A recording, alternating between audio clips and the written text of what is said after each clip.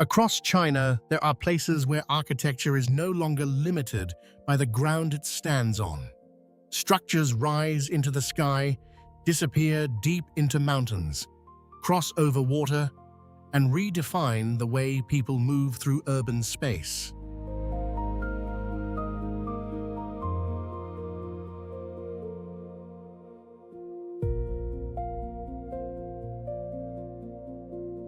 What you are about to see is not defined by appearance alone, but by the ideas it challenges: gravity, space movement, and the boundary between nature and the artificial.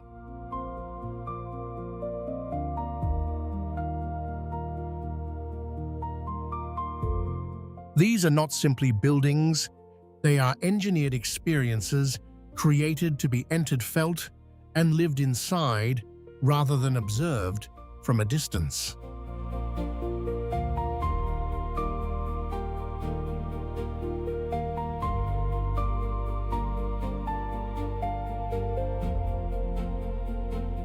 From suspended sky bridges linking towers like veins in the sky to architectural complexes operating as continuous circulation systems, each structure offers a different answer to the same question: how far can architecture go when it is no longer constrained by convention?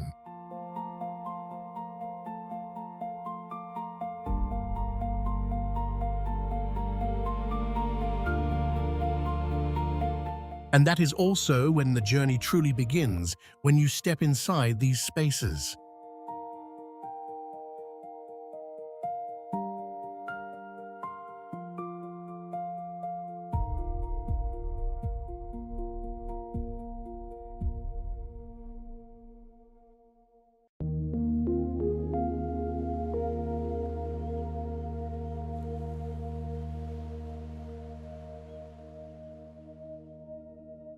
Once the holder of the Guinness World Record for the longest bridge over water, the Qingdao Haiwan Bridge stretches across the vast expanse of Jiaozhou Bay like an act of defiance directed at the ocean itself.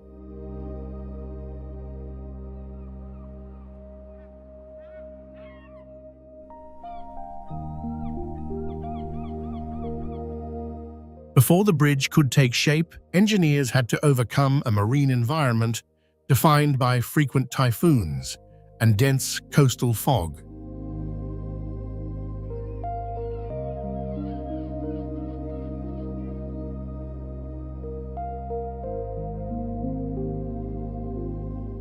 To adapt to the immense span of open water, the bridge employs a massive T-shaped design and a three-dimensional interchange positioned in the middle of the sea, allowing vehicles to move between three zones beneath the surface of the bay.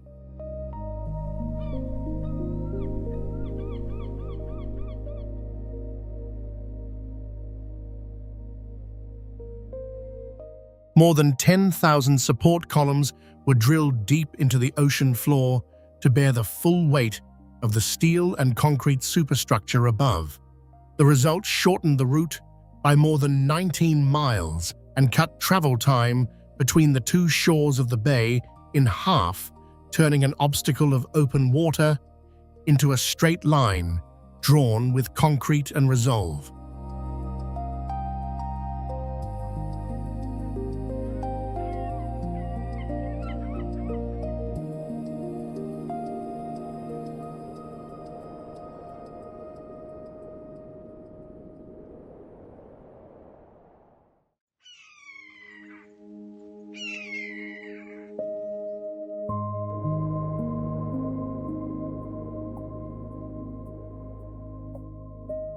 Beneath this bridge, the void is so deep that a 200-story skyscraper could stand in the canyon and its roof would still not reach the deck.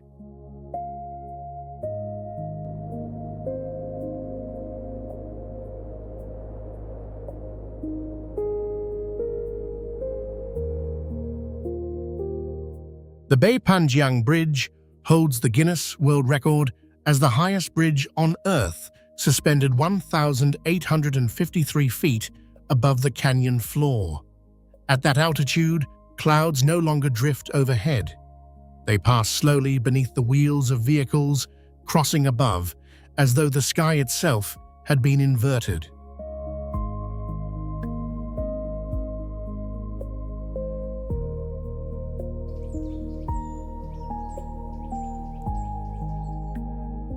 Constructing two colossal towers amid treacherous limestone mountains was an immense challenge, as powerful winds could sweep across the cliff faces at any moment without warning.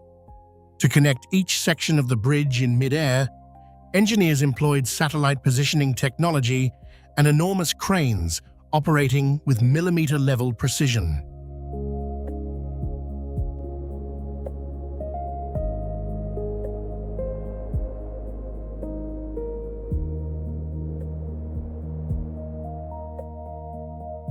This structure reduced a 5-hour mountain journey to a crossing that takes only minutes, a passage through the clouds that feels less like driving and more like the momentary suspension of gravity.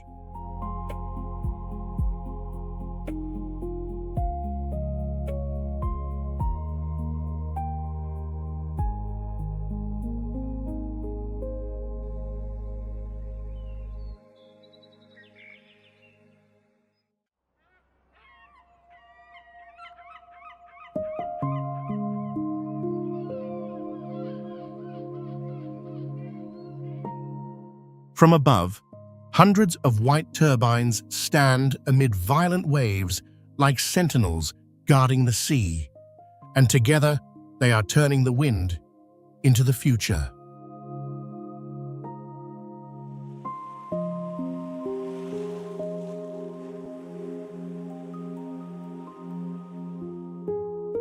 The Rudong Jiangsu offshore wind farm is the largest in Asia, a vast installation planted in the fierce waters of the Yellow Sea.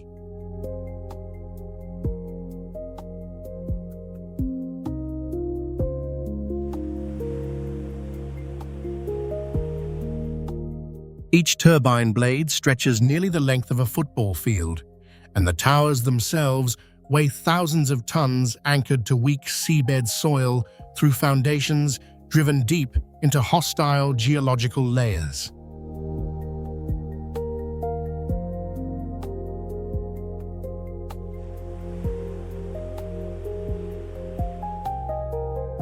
Built to withstand the full force of super typhoons, each turbine, and its foundation weighing up to 4,500 tons, is driven through layers of challenging subsurface geology and firmly anchored into the shallow seabed. Every structure is engineered to remain stable under some of the harshest conditions the ocean can unleash.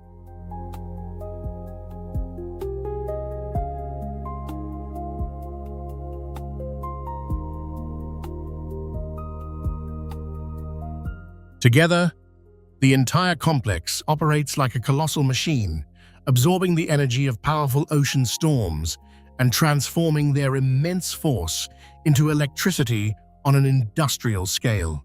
Every year, it generates 2.4 billion kilowatt-hours of clean power, enough to supply approximately 1.36 million homes.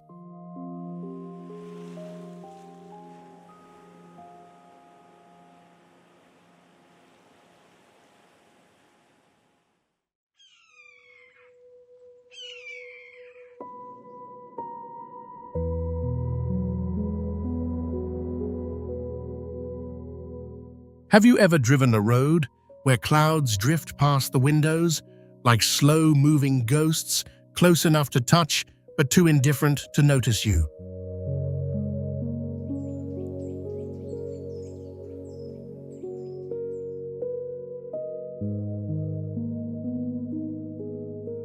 The Ya'an to Xichang Expressway is known as China's corridor above the clouds, a feat of engineering stretching 143 miles through the towering mountains and plunging valleys of Sichuan province.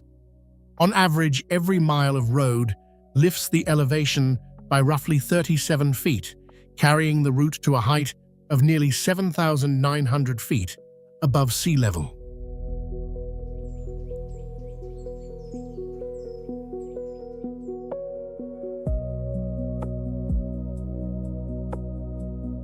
The most complex section employs a dual spiral tunnel system combined with enormous elevated bridges, forcing vehicles to loop upward through the mountain in order to overcome gradients so steep that a straight road would be impossible.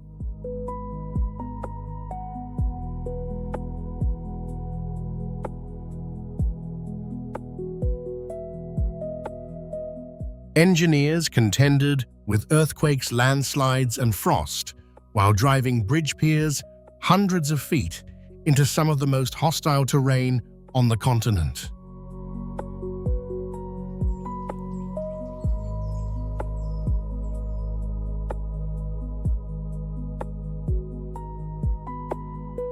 Those brutal conditions transformed the expressway into a massive engineering laboratory, yielding 12 core patents that would later be applied to mountain mega-projects across the country. The road is not simply a route through the mountains. It is a blueprint for how humanity builds when the Earth says no.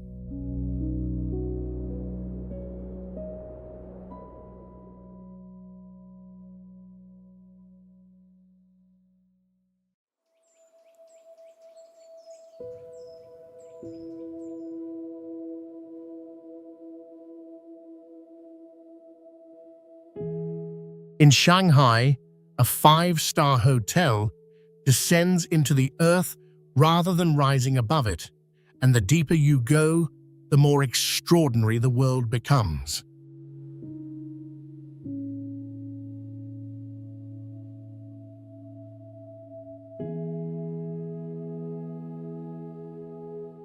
The Shimao Wonderland is the first hotel ever constructed inside an abandoned quarry, occupying a pit 289 feet deep and transforming what was once a scar on the landscape into a work of architecture that seems to belong to the future rather than the present.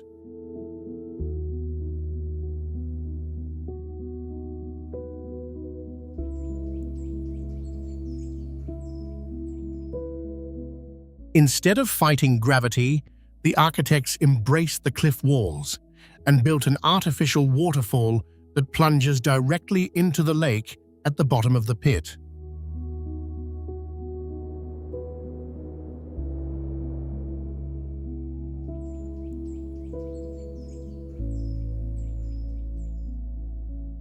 The two lowest floors of the hotel sit entirely underwater, where guests can dine while fish swim past the glass on the other side.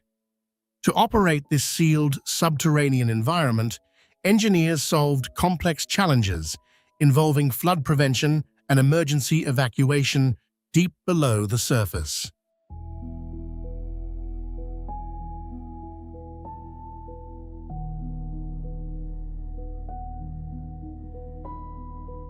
Sleeping at the bottom of a former quarry inside a space of extraordinary luxury makes Shimao Wonderland a place where raw nature and advanced technology meet at a depth most hotels would never dare to occupy.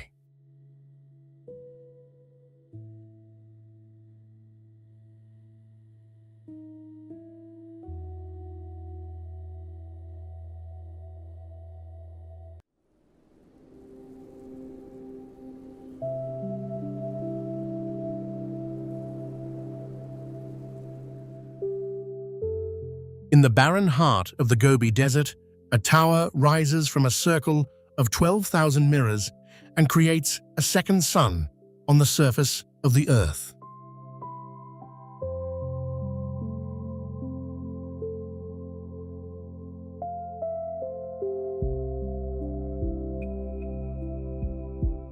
The Jiuquan Concentrated Solar Power Station is one of the leading solar thermal complexes in the world, harnessing the desert's abundant radiation to generate electricity for regions thousands of miles away.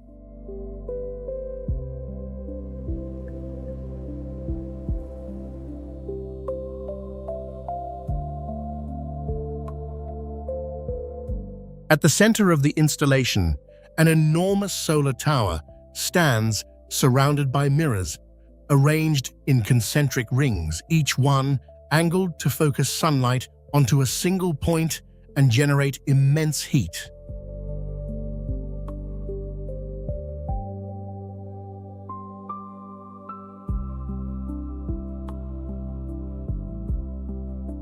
Unlike conventional solar panel systems, this facility uses molten salt to store thermal energy and continue producing electricity long after the sun has set. Stretching to the horizon, the fields of mirrors and solar panels also serve an unexpected secondary purpose, stabilizing the ground surface and slowing the advance of desertification across the surrounding terrain.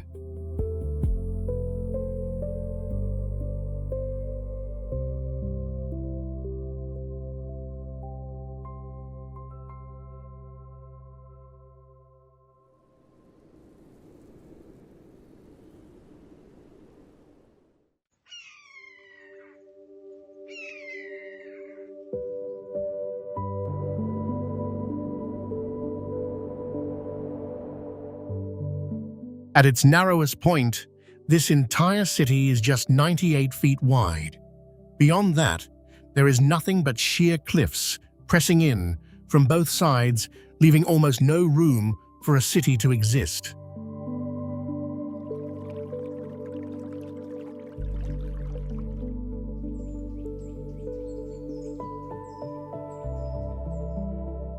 Yet this is Yanjin, the narrowest city on Earth. Trapped between towering rock walls and a fast-flowing river, every building is forced into the sliver of land the canyon reluctantly provides. Every square foot matters. And when even that space disappears, the city refuses to stop growing.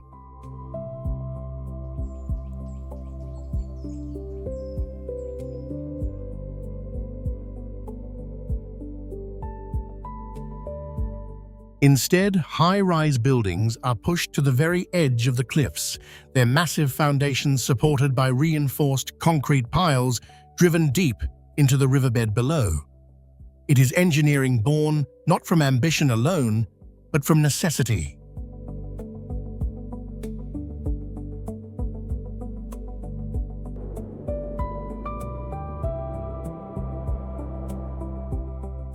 With almost no flat ground to spare, railways and highways have no choice but to run shoulder to shoulder with homes or disappear entirely into tunnels carved through solid mountain.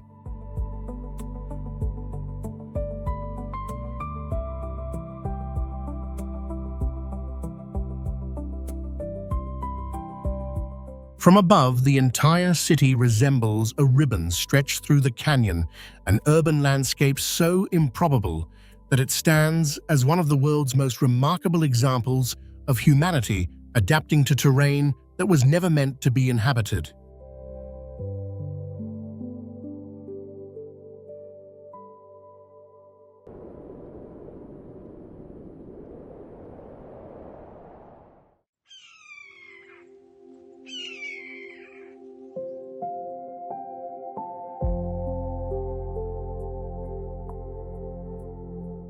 Attached to a vertical sandstone cliff, like a glass capsule from another century, the tallest outdoor elevator in the world lifts visitors from the valley floor to the cloud line in 88 seconds.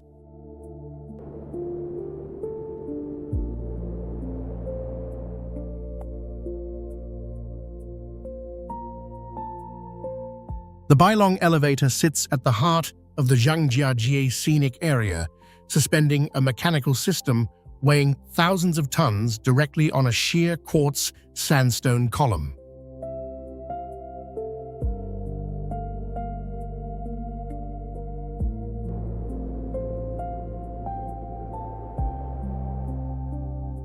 To achieve this, engineers drilled hundreds of feet into the rock core, concealing half the shaft inside the mountain, while the other half hangs exposed above the abyss in a transparent glass cabin.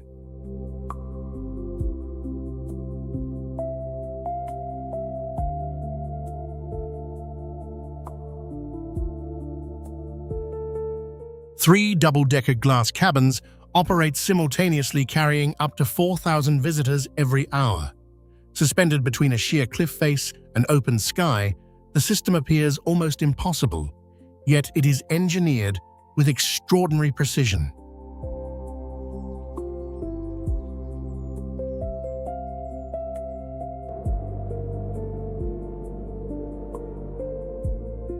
At the slightest sign of seismic activity, the entire cableway can automatically trigger an emergency evacuation. What once demanded hours of exhausting mountain climbing is now reduced to less than 90 seconds, lifting passengers hundreds of feet through open air in a breathtaking vertical ascent.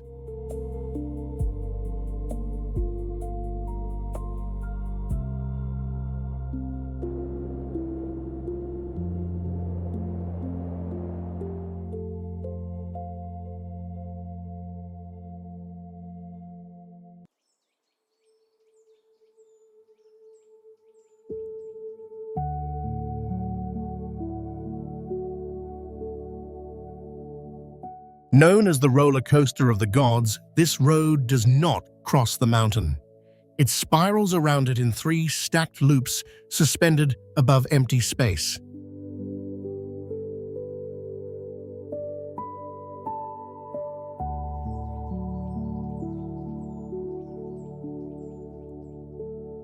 The Tianlong Mountain Highway is a rare triple-level spiral tunnel system that hangs in mid-air above a deep ravine.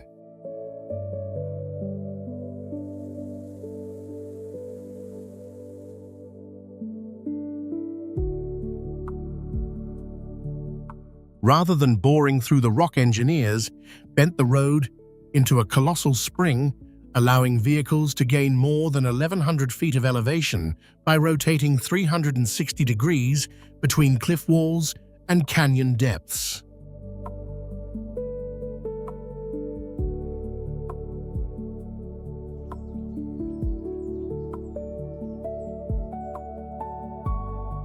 To keep this enormous structure suspended high above the valley, the entire system is secured by more than 7,000 tons of high-strength steel, anchoring the bridge against the relentless forces of gravity and the mountains themselves.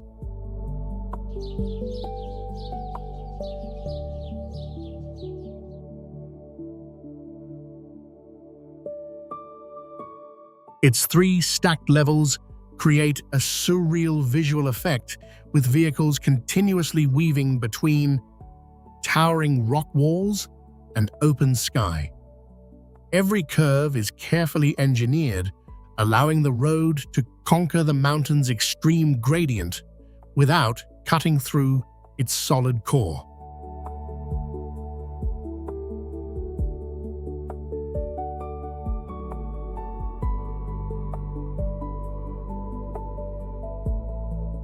This futuristic project was built to carry visitors past engineering that seems borrowed from science fiction and deliver them to an ancient Buddhist cave complex hidden in the cliffs above.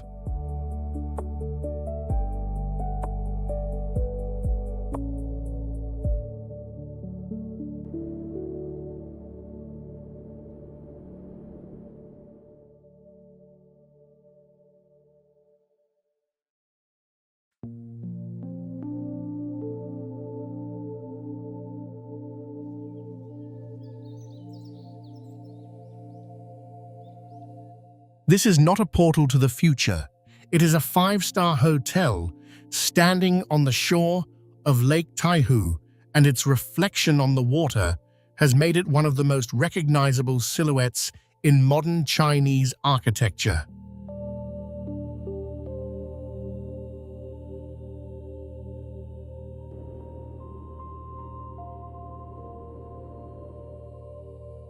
The Sheraton Who's Who features a complete arch design that mirrors itself on the lake surface, earning it names like the Horseshoe Hotel and the Ring of Taihu.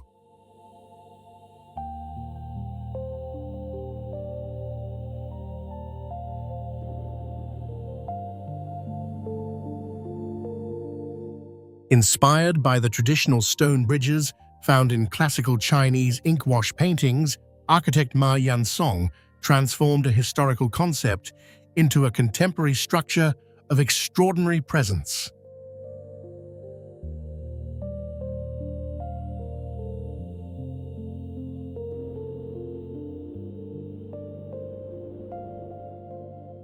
Inside, the enormous arch interiors are finished in marble and crystal, and every guest room offers an unobstructed view across the vast lake beyond.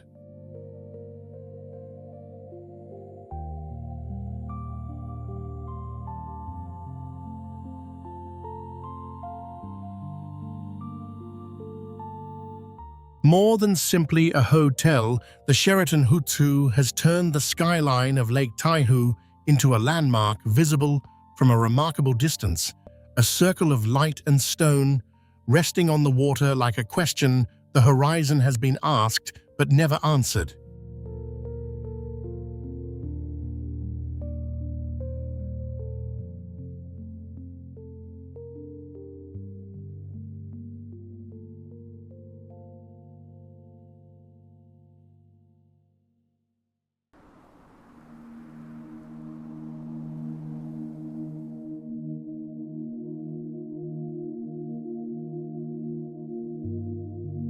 Miles of highway twisted into a concrete spiral and lifted into the air above one of the most densely populated cities on Earth.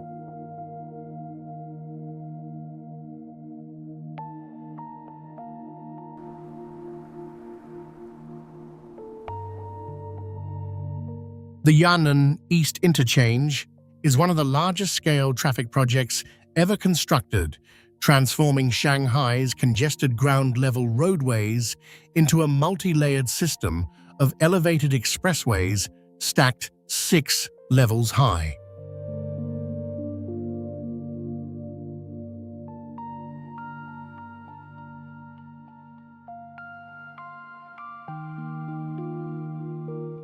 Enormous support columns are built to withstand continuous vibration, and the structure operates around the clock like a vast machine, channeling high-speed traffic through multiple layers of airspace.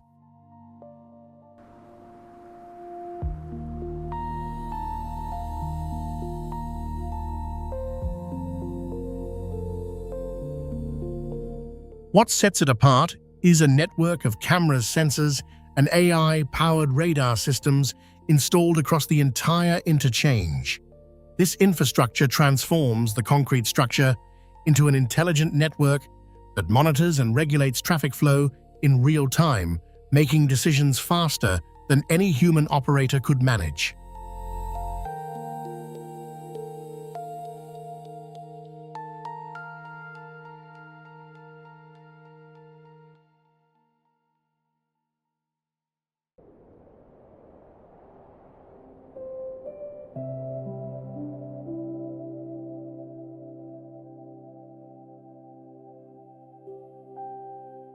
On a barren plateau, nearly 13,100 feet above sea level, 313 antennas stand in a perfect circle, stretching almost 2 miles in circumference.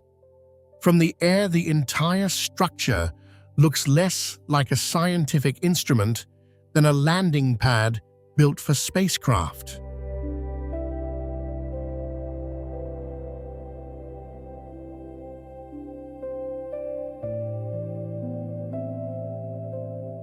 This is the Daocheng Solar Radio Telescope, an extraordinary machine that has transformed one of the most remote and inhospitable plateaus on Earth into a space weather warning station for the entire planet.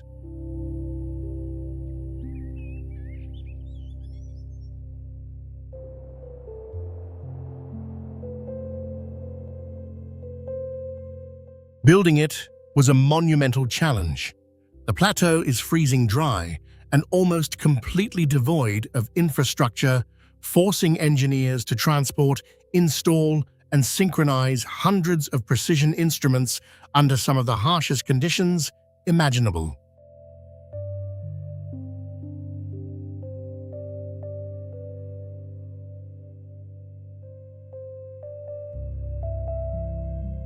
All 313 antennas are linked by fiber optic cables and synchronized by powerful computers, allowing them to operate as a single unified instrument. Together, they monitor coronal mass ejections and geomagnetic storms, providing early warnings that help protect satellites, communication networks, and power grids around the world.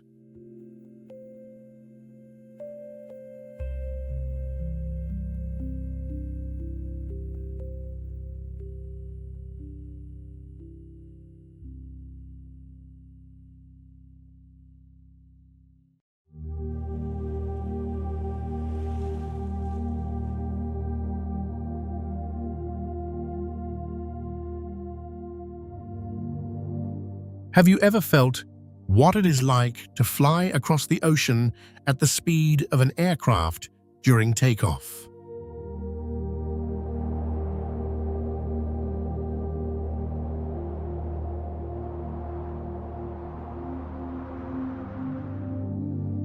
The Fuzhou Coastal High-Speed Railway runs along China's shoreline at 218 miles per hour, a velocity so great that the boundary between land and sea dissolves into a single, blurred line outside the window. This is not merely a railway. It is an achievement in overwater engineering that has elevated transportation technology to a level that would have seemed impossible a generation ago.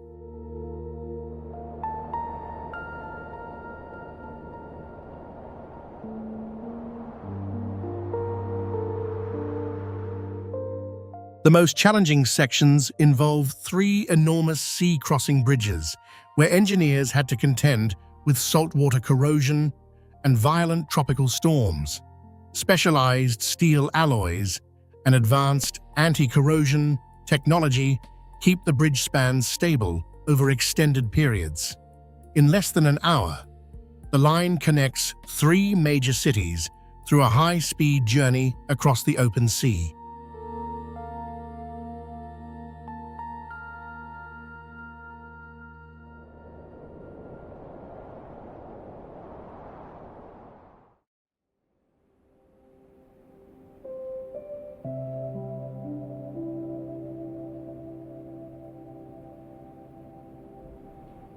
Inside this tower height stops feeling like a number.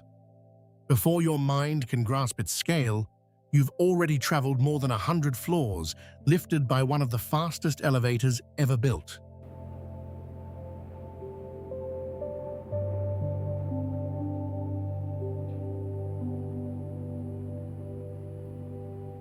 The Ping An Finance Center in Shenzhen carries no decorative spire, no antenna, no ornamental crown. It is a pure vertical structure rising from the city as a landmark of economic ambition expressed through restraint rather than embellishment.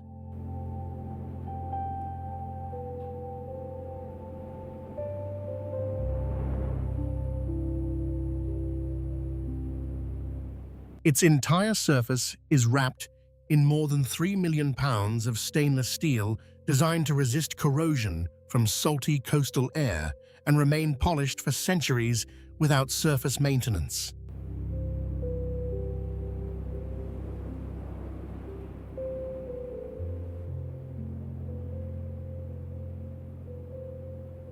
Natural light enters through high-performance glazing, while smart climate systems and rainwater collection reduce energy consumption by roughly 20% compared to towers of similar scale.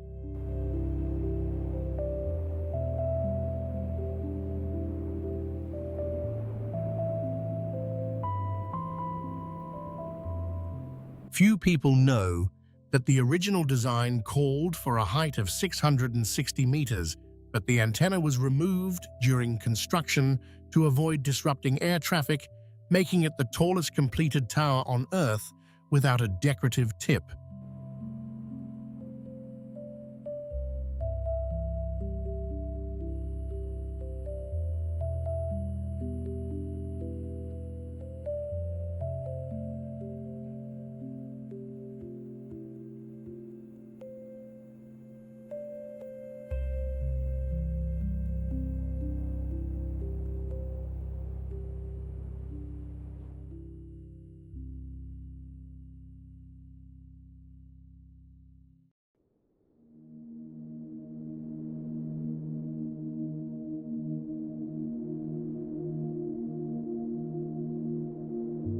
Half the year this ground is ice.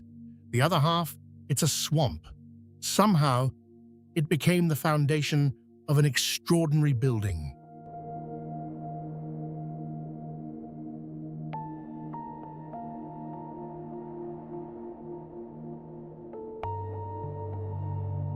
The Harbin Opera House curves like snowdrifts along its entire roofline, clad in reflective white aluminum that mirrors the winter light, as if the building and the season had reached an agreement about appearance.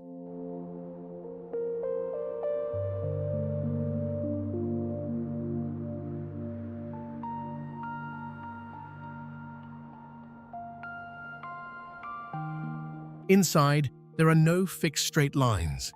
Every walkway, staircase, and ceiling follows continuous curves that guide visitors naturally through the space without signage or instruction.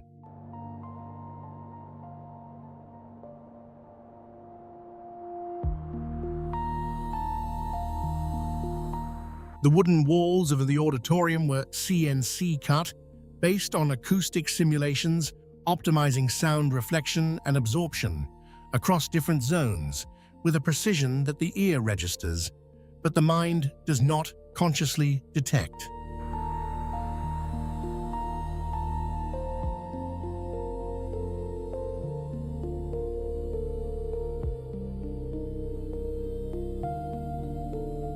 The curved glass facades along the building's edges were specially fabricated to prevent snow accumulation and endure extreme temperature swings between day and night.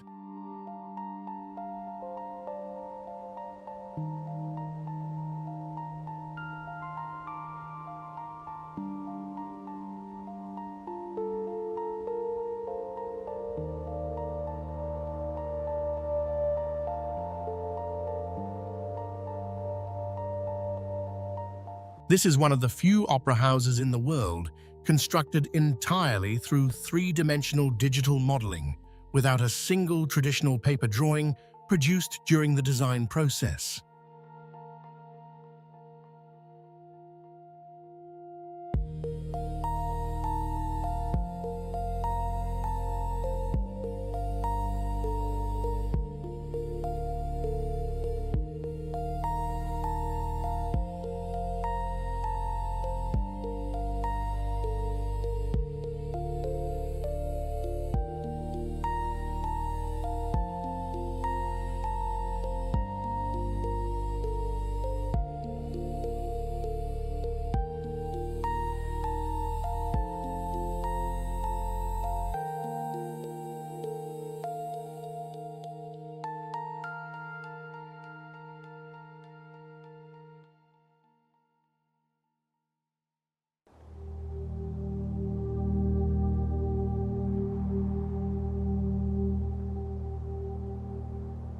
Millions of tons of ice, thousands of workers, months of construction, all for a city that survives only one winter.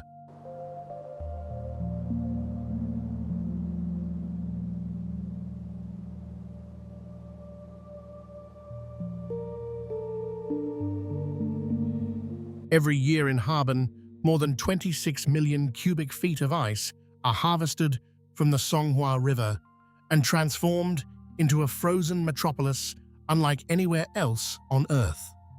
Towering over 150 feet high, its castles, palaces, and monuments stand for only a few months before melting back into the very river they came from.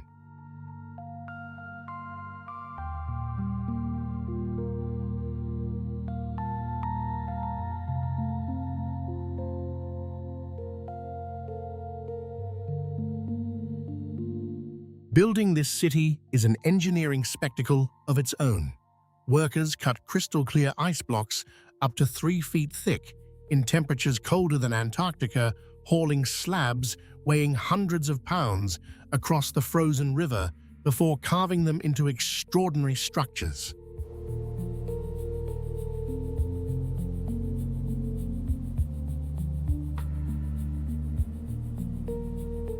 After sunset, the city becomes even more surreal.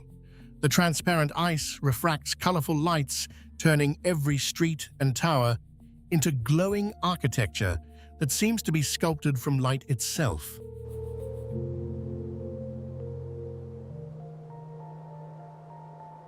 Each year, more than 18 million visitors come to experience its giant ice slides.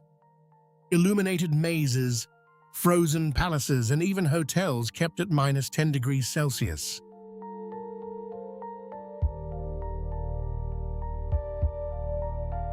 Yet perhaps the most remarkable sight isn't the city itself, but the people who call this place home. In Harbin, electric snow vehicles, nano-insulated clothing, and children learning to skate from an early age are simply part of everyday life in one of the coldest cities on Earth.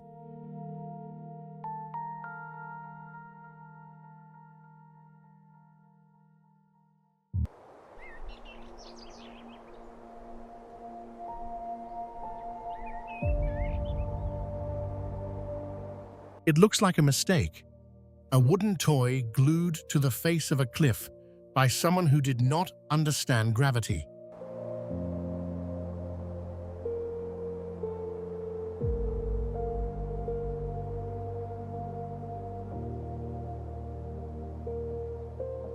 The hanging monastery sits suspended between open air and deep abyss, a structure that appears to defy every law the Earth insists upon.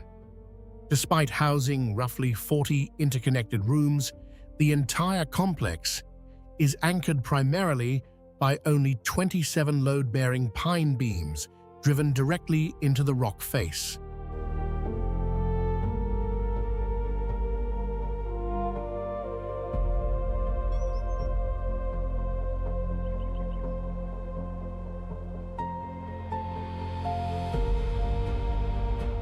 At a height of about 164 feet above the valley floor, this multi-ton structure seems to float against the cliff, with its weight distributed across supports so slender they look decorative.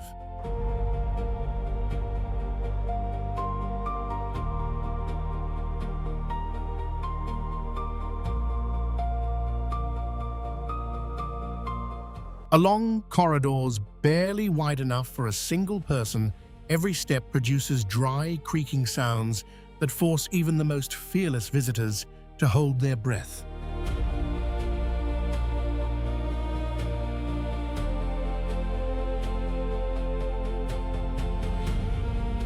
What deepens the unease is a detail most visitors never realize. The visible vertical pillars that appear to hold the monastery up are largely ornamental, placed to reassure the eye. The true load-bearing system is hidden deep inside the rock, invisible and silent, carrying everything above the abyss without ever being seen.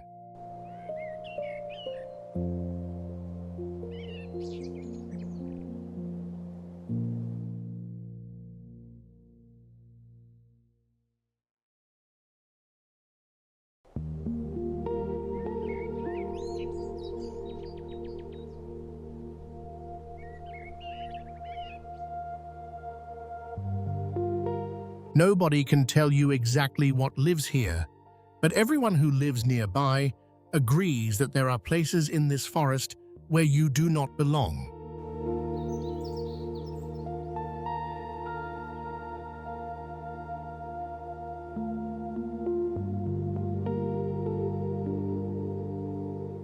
Shenongjia lies in the mountainous western region of Hubei province, covering more than 1,200 square miles of dense and ancient woodland. It is the only region in China named after a forest, and it carries that distinction the way some places carry a warning.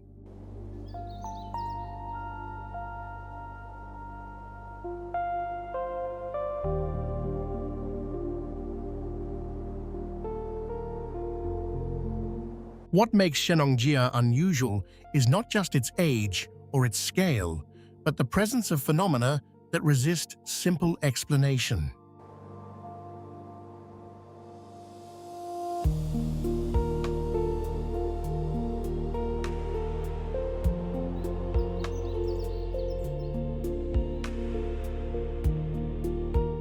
Researchers working deep within the forest have recorded an abnormally high concentration of naturally occurring albino animals, including white deer, white bears, white snakes, and white squirrels. The cause remains unclear, and the frequency with which these creatures appear defies the statistical norms found in any comparable ecosystem.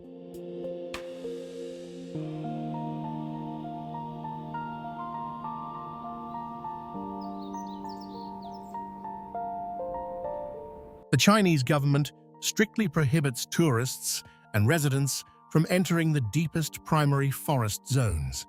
The restriction is not ceremonial. Multiple cases of people disappearing without leaving any trace have been documented, and the interior remains as impenetrable today as it was centuries ago.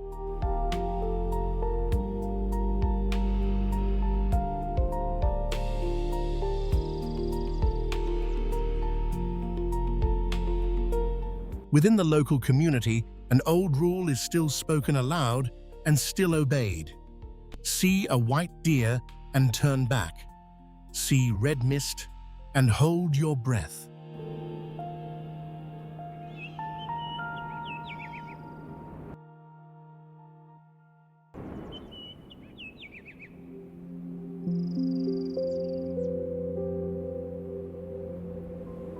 There is no room for hesitation here. Every decision matters, and every mistake has consequences.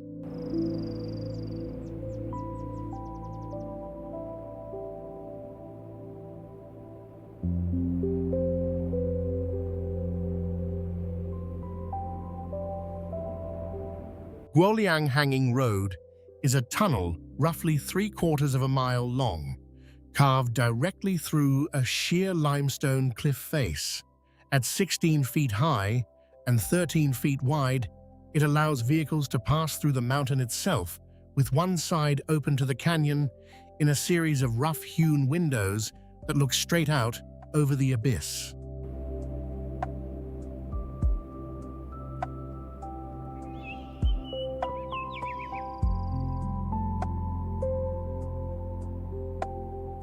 The road was built by hand at the cost of more than 4,000 hammers, approximately 13 tons of steel, and multiple human lives lost to snapped ropes and falling rock. There was no machinery, no modern equipment, only hands iron and the kind of desperation that builds what planning never would.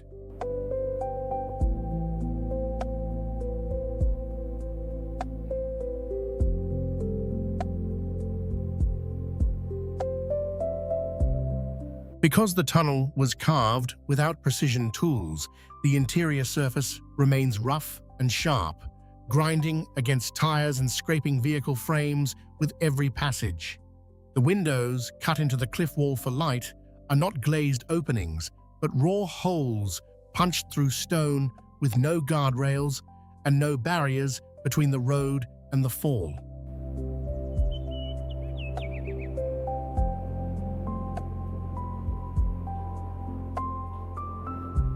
Guoliang Hanging Road is not a monument to ambition. It is a scar left by necessity and one of the most dangerous passages ever created by human hands.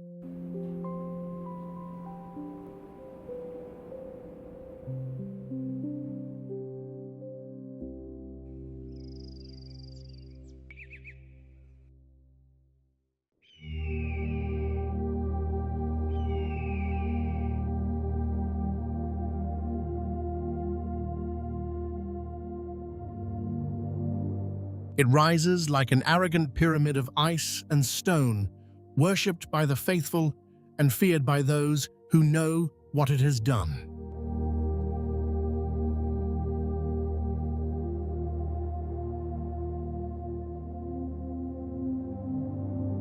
Mount Gongga is called the King of Mountains, a title earned not through reverence alone, but through a fatality rate that surpasses even Everest. By some estimates, for every 3 climbers who attempt the summit, 2 will never return. The mountain does not negotiate.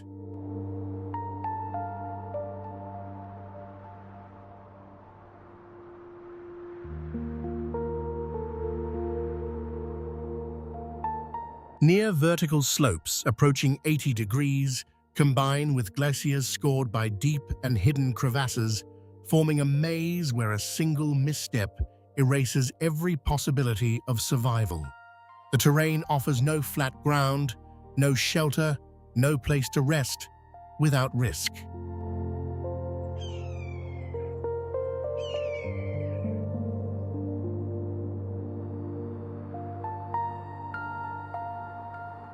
The weather is equally merciless. Clear blue sky can collapse into a blinding whiteout within minutes, accompanied by winds violent enough to strip away not just equipment, but the will to continue. The mountain changes faster than any climber can adapt.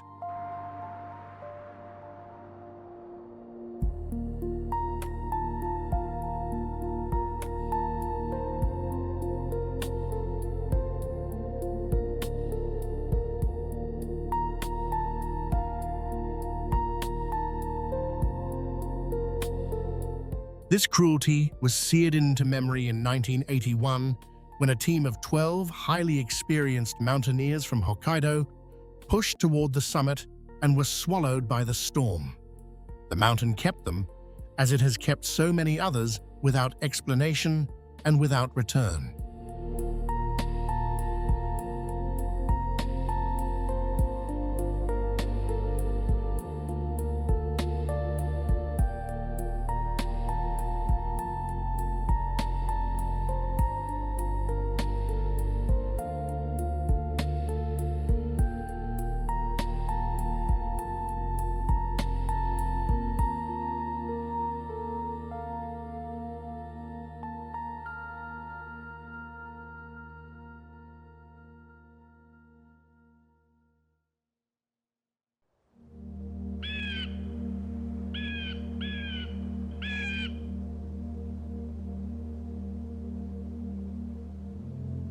The greatest danger in these mountains is not the height.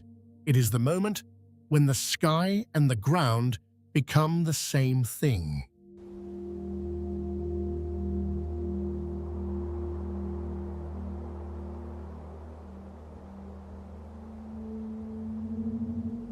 The Kunlun Mountains have stood for millions of years, stretching more than 1,860 miles across Tibet and Xinjiang. Yet hidden within this immense wilderness is a place the locals refuse to enter, a place they call the Valley of Death, where they believe nothing that crosses its boundary ever returns.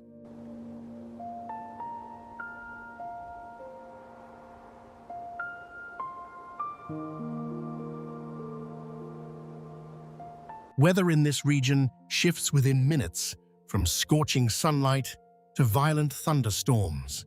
Lightning here does not behave as it does elsewhere. It strikes not only from above, but sweeps horizontally across the ground, as though the sky itself were reaching for whatever moves.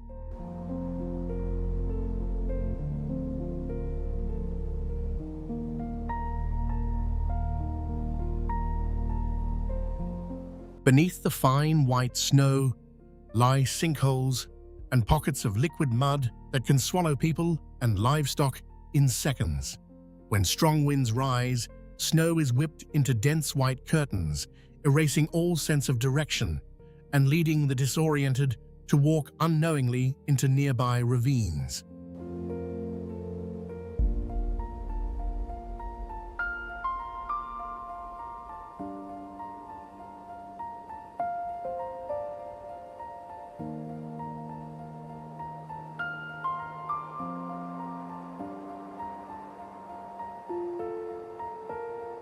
At elevations above 16,400 feet, oxygen falls to roughly half of sea level concentrations, and the body begins to fail in ways that feel like drowning on dry land. Acute pulmonary and cerebral edema arrive not with drama, but with a quiet fading, as though the mountain were dimming the lights.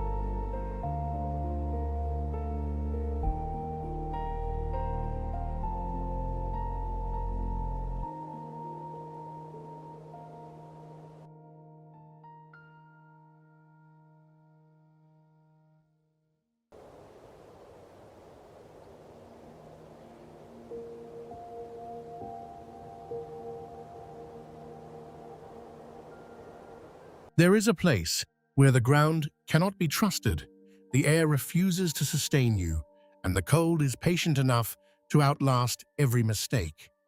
People have entered this wilderness and simply vanished, leaving behind little more than unanswered questions.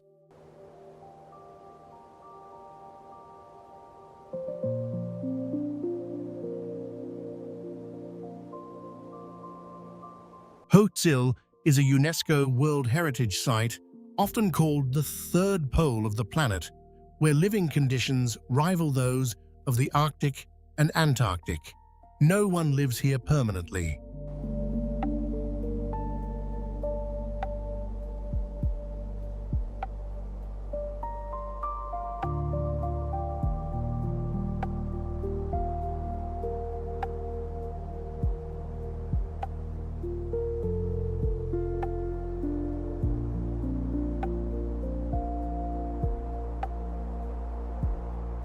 The region is known instead as a graveyard of the missing, a place where explorers, drivers, and even wildlife protection officers have entered and simply never been heard from again.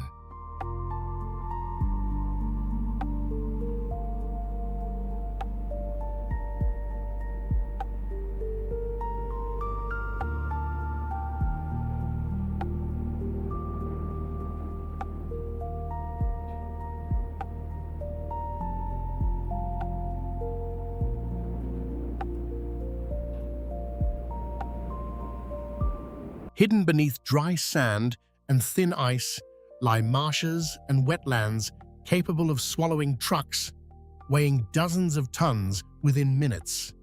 The ground that looks solid is not, and by the time a vehicle begins to sink, escape is already a question with no good answer.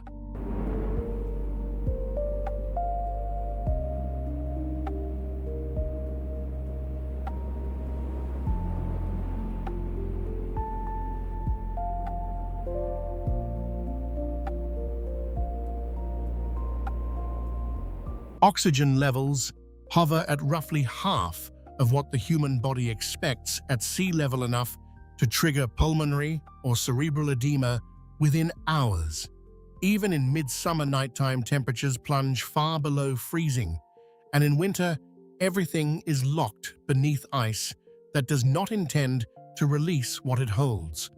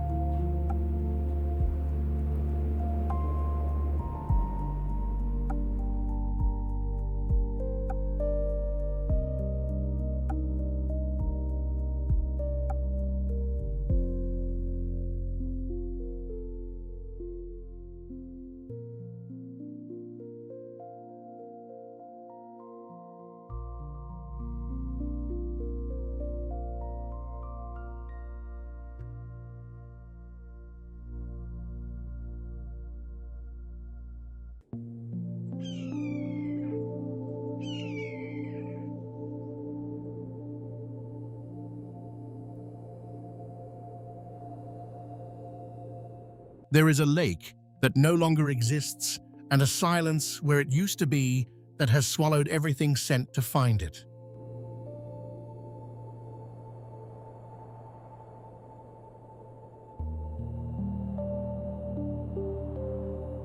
Lop Nur lies on the eastern edge of the Taklamakan Desert, a dried basin once described as a place you can enter but never leave. Viewed from space, its shape resembles a giant human ear, earning it the name the Ears of Death of Earth.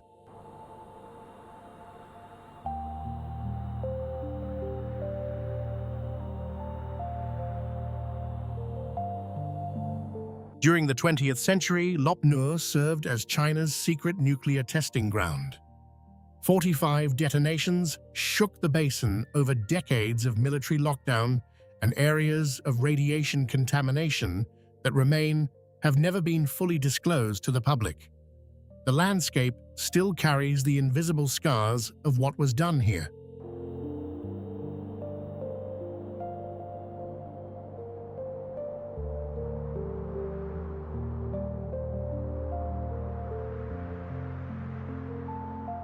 The terrain is lethal in ways that require no weapons.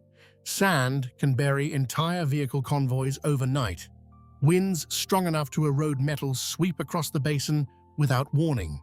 Tens of thousands of nearly identical mounds stretch in every direction, erasing all sense of orientation until the compass becomes as useless as memory.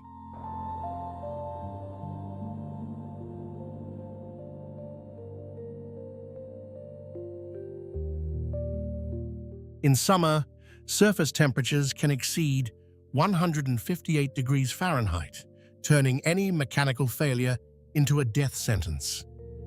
The disappearance of a massive lake within just a few decades transformed Lop Nur from an oasis of life into an extreme symbol of what the Earth can take back when it chooses.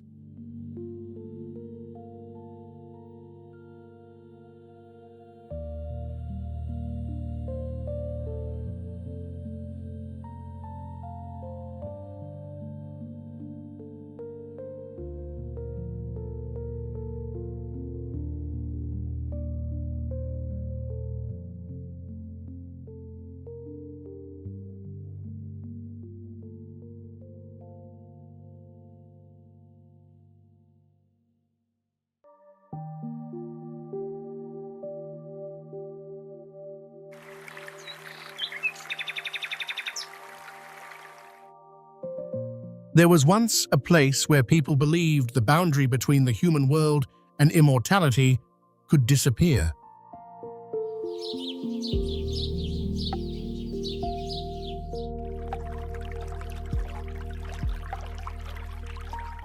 Perched atop a sea cliff for more than 9 centuries, Penglai Pavilion has long been regarded as the legendary gateway to the Isles of the Immortals.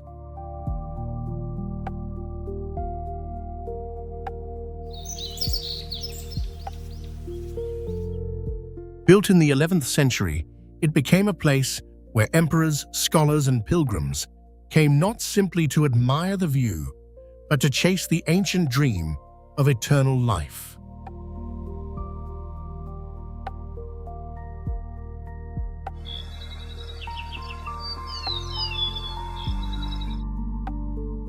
Its layered tiled roofs rise above a solid stone foundation, framing the horizon where sea and sky become one.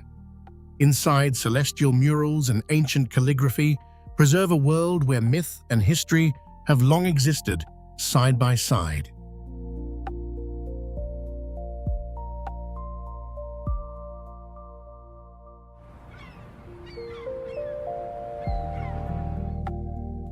Today, the pavilion is preserved with extraordinary precision. Light, humidity, and visitor access are carefully controlled, while meticulous restoration has protected not only its original architecture, but also the atmosphere that has made this place feel suspended between history and legend for more than 900 years.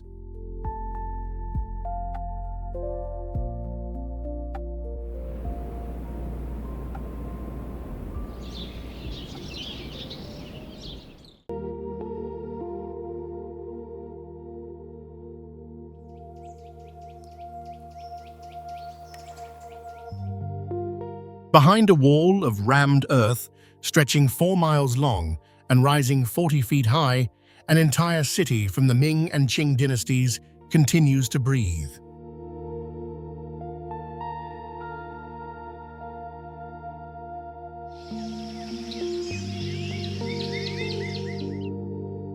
Pingyao is laid out in the shape of a turtle, a design chosen centuries ago for its symbolic association with longevity and protection.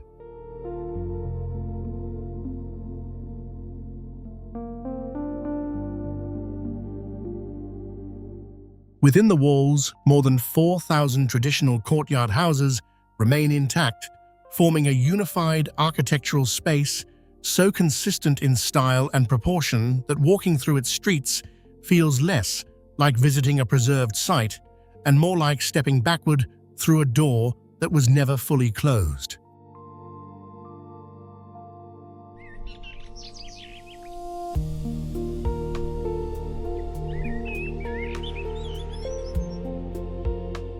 This was once a major financial center of Imperial China, the birthplace of the country's first bank drafts and early financial systems. The wealth and ambition of that era are written into every stone-paved street, each one roughly 13 feet wide and arranged in a planned grid that reflects the strict hierarchical principles of feudal city planning.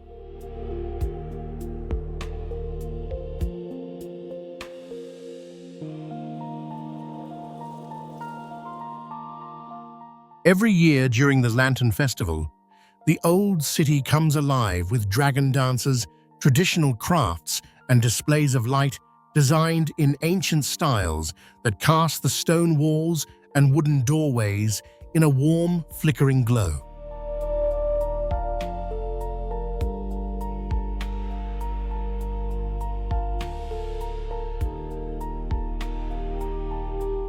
Thanks to strict preservation laws and limits on modern construction, Pingyao has maintained an authenticity that most heritage sites can only aspire to. Families still live here. The city is not a museum. It is a home that happens to be 900 years old.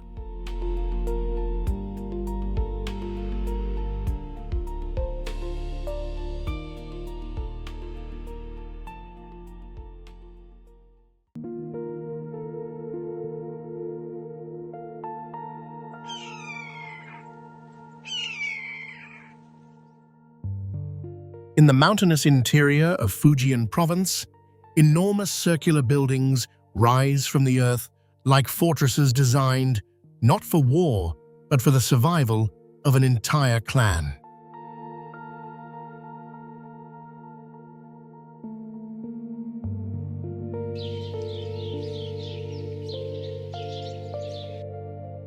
From the outside, it looks like an impenetrable fortress. Step through the gate and an entire village unfolds within its walls.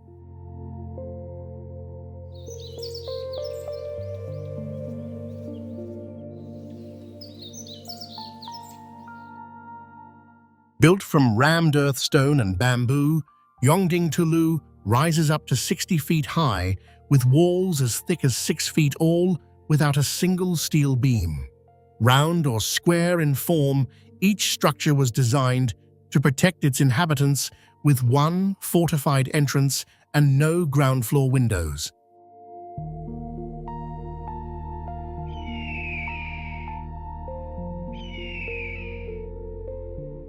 Inside, hundreds of people live together around a central courtyard, creating a self-contained community where families trade traditions and daily life thrived under one roof.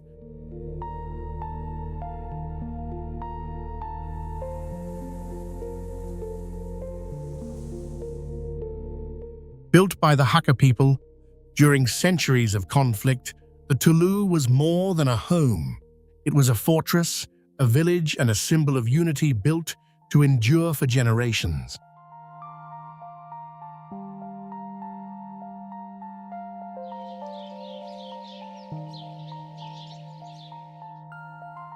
Today, it remains one of the world's finest examples of communal defensive architecture and a UNESCO World Heritage Site.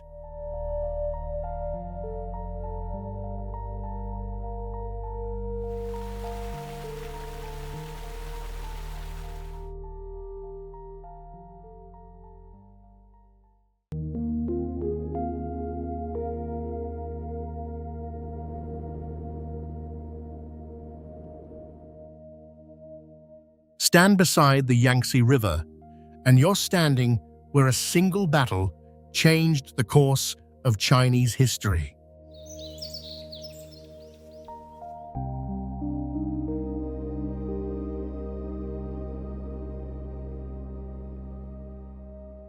Spreading across more than 5 square miles beneath towering red cliffs, the ancient battlefield of Chibi marks the site where strategy, deception, and a perfectly timed shift in the wind turned one of the greatest naval battles of the Three Kingdoms into a defining moment for an empire.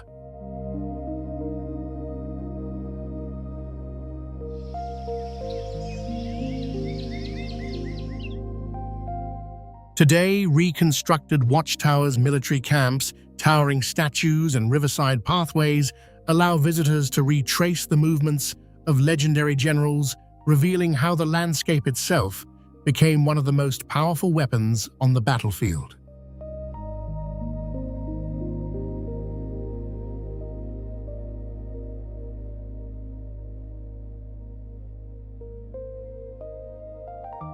History here is more than something to read about.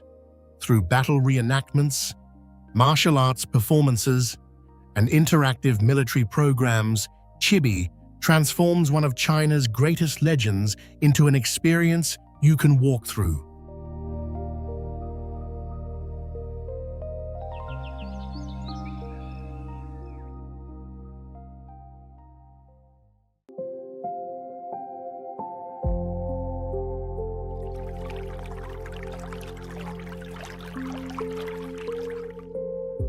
The moment you arrive, the roads fade away, replaced by a maze of canals that have carried life trade and travelers for nearly 1,000 years.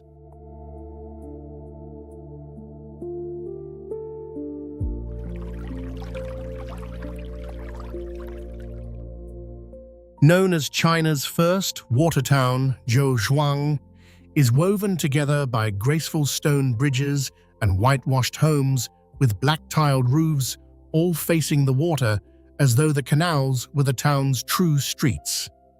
Among them, the iconic twin bridges have become the enduring symbol of canal life in China.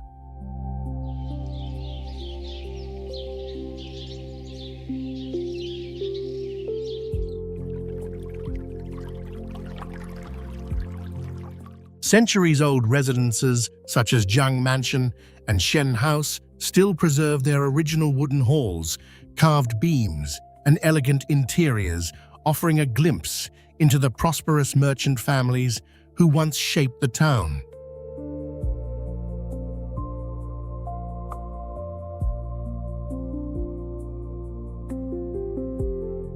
Glide through the canals by wooden boat, where the songs of local boatmen echo beneath ancient bridges, and past riverside homes unchanged for generations.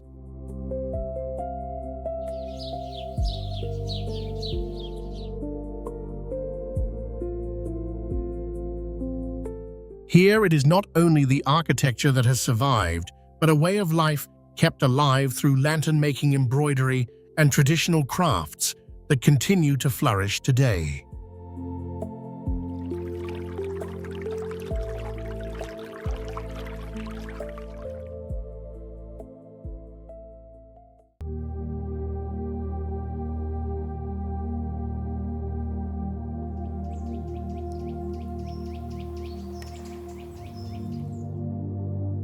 The moment you step inside, the modern world begins to fade. Stone alleys replace busy streets, white walls and black-tiled roofs stretch into the distance, and every doorway seems to open into another century.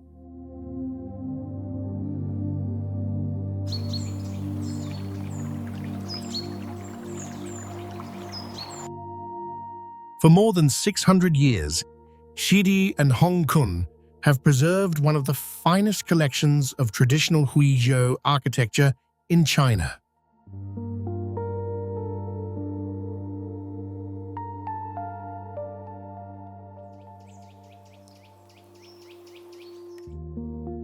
Built from wood, stone, and tile, their elegant residences unfold through carved corridors, quiet courtyards, ancient wells, and narrow lanes, creating villages that feel less designed than naturally grown from the surrounding mountains.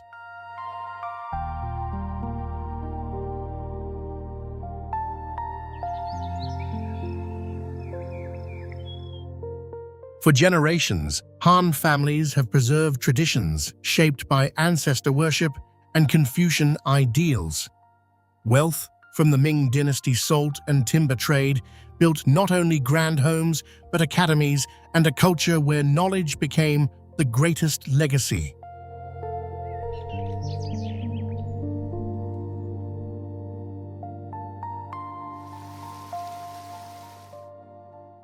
These are not open-air museums, frozen in time.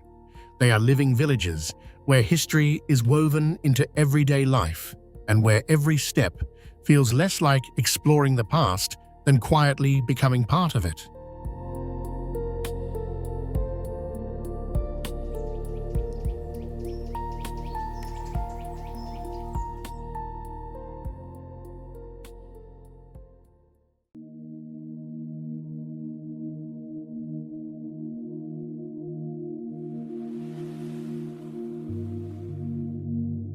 Before you ever enter the town, the river has already drawn its boundaries. Curving almost completely around Genuan, it transforms the ancient settlement into what feels like a fortress shaped by nature itself.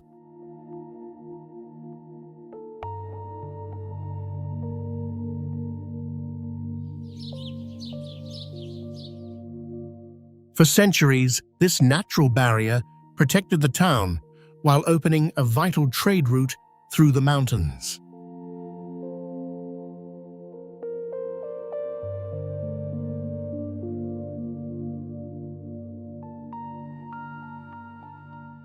Traditional homes with white walls, dark tiled roofs, and wooden balconies climb the hillsides and line the riverbanks, joined by ancient gates, watchtowers, temples, and academies that reveal Genuan's long history as both a military stronghold and a cultural center.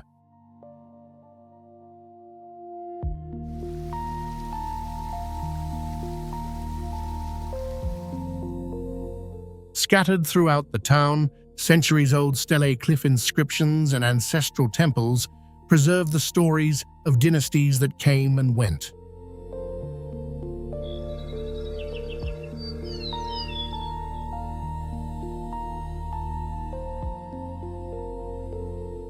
Yet history here has never stood still.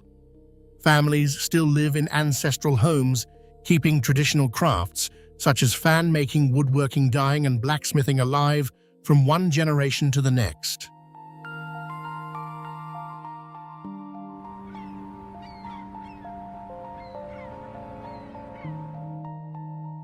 Genuan is more than an ancient town preserved for visitors. It is a place where the past has never stopped shaping the present.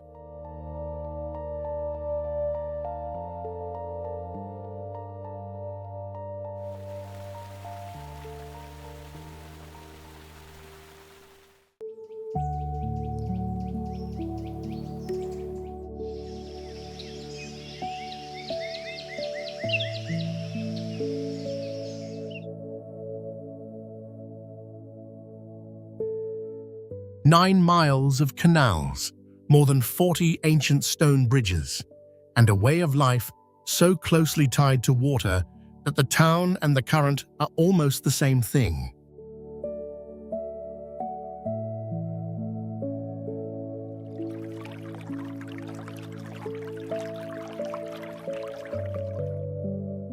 Tongli ancient town has existed for more than 1,000 years, its wooden houses sitting right beside the canals, their curved tile roofs and inner courtyards reflecting a style of traditional architecture that was designed not to resist the water, but to live alongside it.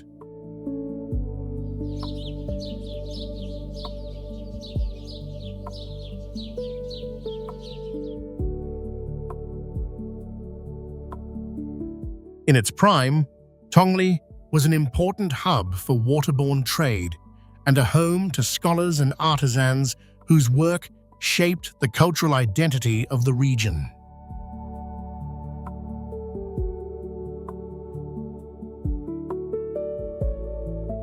During festivals, like the Peace Prayer Ceremony and the Lantern Floating Festival, the town fills with folk songs, traditional instruments, and boat performances carried out in ancient dress, each ritual connecting the present to a past that the water has never been allowed to wash away.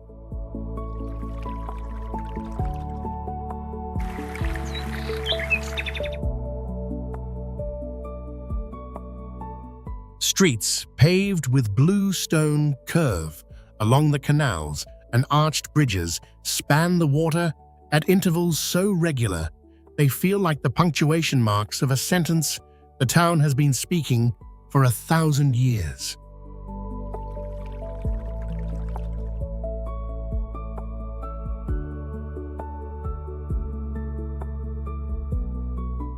Thanks to strict preservation efforts, the original houses, stone bridges, and the traditional rhythms of daily life in Tongli have remained unchanged across centuries, a continuity so rare it feels less like preservation and more like a quiet act of defiance against the passage of time.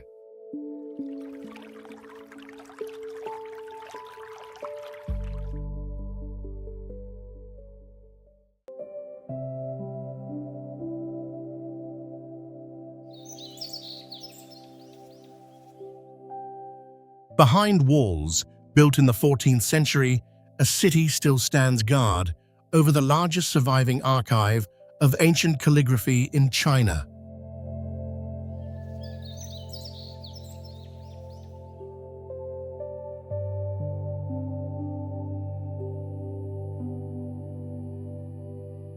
The Xi'an City Wall stretches nearly 8 miles in a square-shaped design, rising 40 feet high and more than 40 feet thick with watchtowers, fortified gates, and a surrounding moat that together form one of the most complete examples of imperial military architecture still in existence.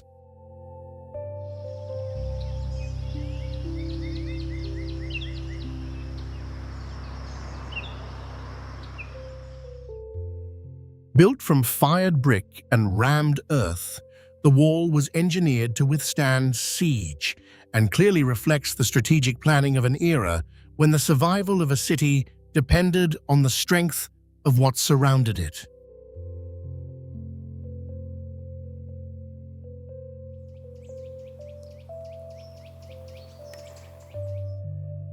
Behind these walls stands the forest of stone stelae, where more than 3,000 engraved stones have preserved Confucian classics, masterful calligraphy, and centuries of history since the 11th century.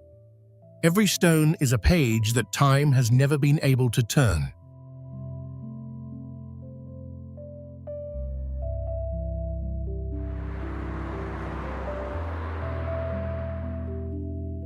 Today, advanced preservation techniques protect both the ancient walls and the forest of stone, stelae ensuring that one preserves the memory of war while the other safeguards the wisdom of a civilization, all within the same historic ground.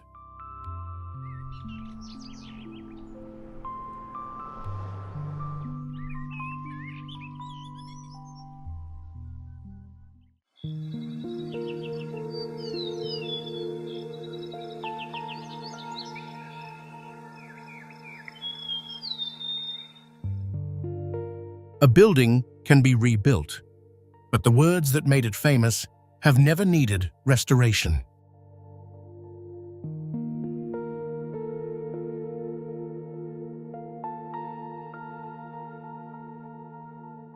The pavilion of Prince Teng is celebrated among the 3 great towers of ancient China, yet its enduring power comes not from its structure, but from a single piece of writing composed more than 1,000 years ago.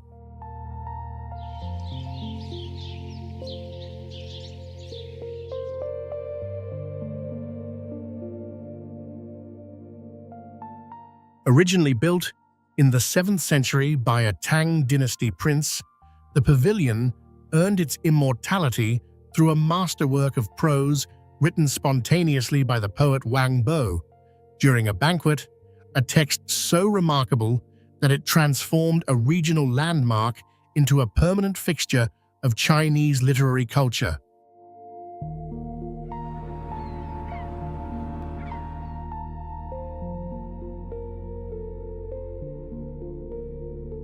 The current 9-story structure stands over 160 feet tall, reconstructed in the traditional style with layered curved roofs, red lacquered pillars, and golden details that catch the light from the great river flowing nearby.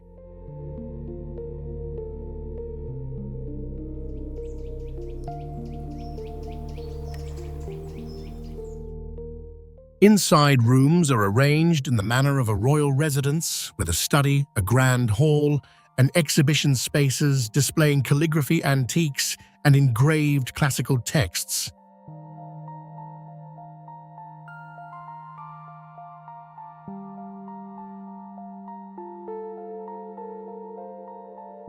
The surrounding grounds are designed with stone bridges, gardens, and observation decks that offer visitors a place to take in both scenery and heritage at the same pace.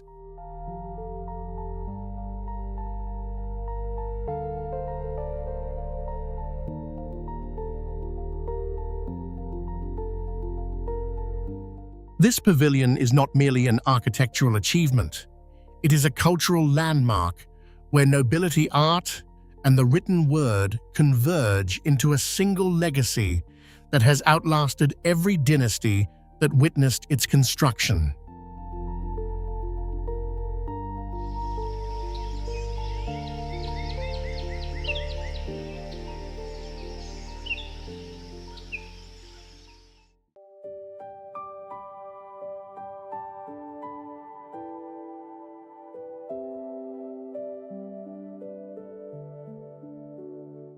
As night falls, hundreds of lanterns awaken across the canals, and the reflections become so perfect that the town seems to exist twice, once above the water and once beneath it.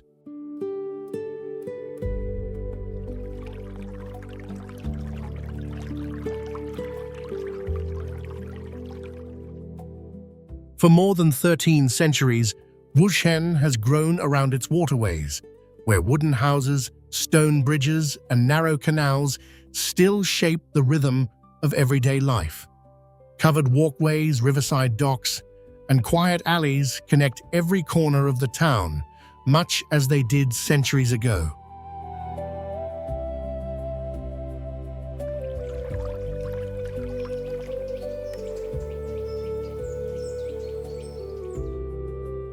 Life here has never become a performance for visitors. Families still live in traditional homes, draw water from old wells, cook over wood-fired stoves, and travel the canals by wooden boat, while weaving workshops, indigo dye houses, and rice wine breweries continue the crafts that have sustained the town for generations.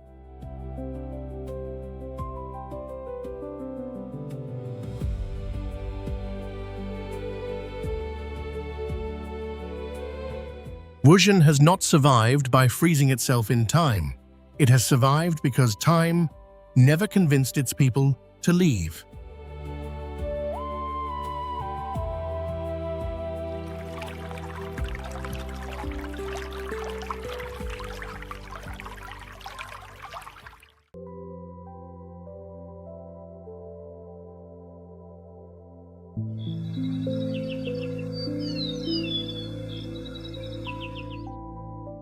Eight brothers, 8 villages, and 1 wooden bridge that holds them all together.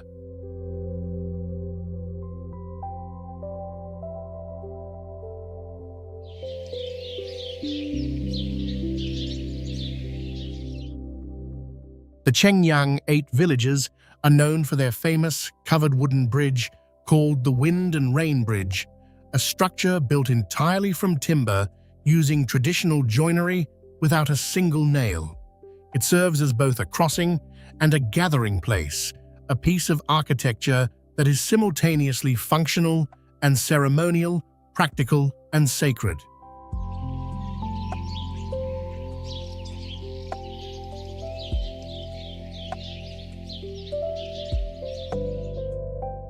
Wooden stilt houses rise on stone pillars along the hillsides and terraced fields, forming a landscape where human settlement and the natural world exist in a balance so careful it appears effortless.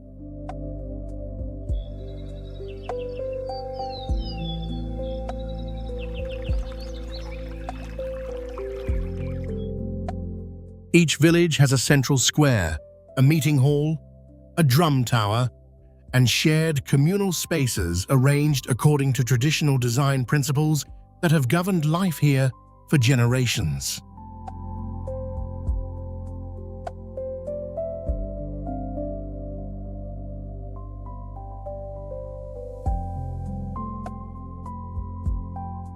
The communities are composed primarily of ethnic minorities who still practice antiphonal singing, handmade embroidery, traditional weddings, and rites of passage with the same devotion and detail their ancestors brought to these ceremonies centuries ago.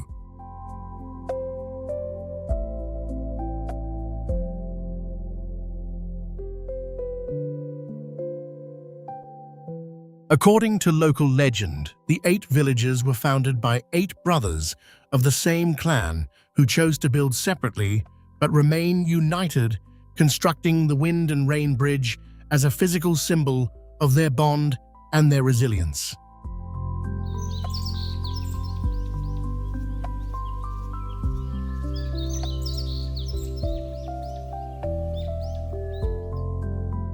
Today, the bridge is not only a historical landmark, but a living venue for rituals, ancestor parades, and folk song performances that fill the covered span with voices and music that carry across the water and into the surrounding hills.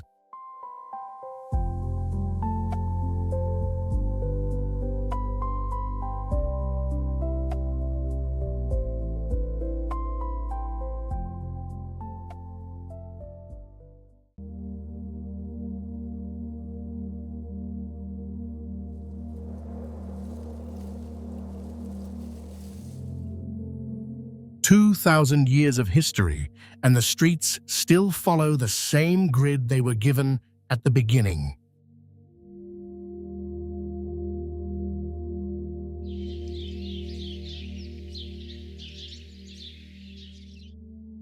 Jingzhou Ancient City is a classical town whose layout of main and secondary streets was planned in an age when city design was considered an expression of cosmic order.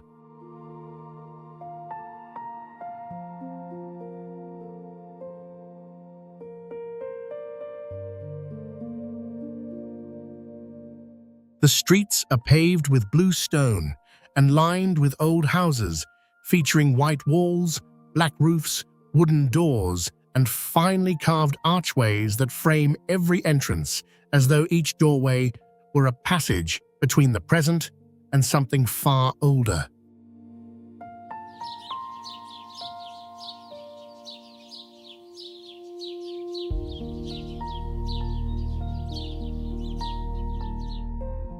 Large structures, including the city gate courtyard houses and ancient temples, remain intact, continuing to serve as cultural and spiritual centers for a community that has never fully separated its daily life from its ceremonial one.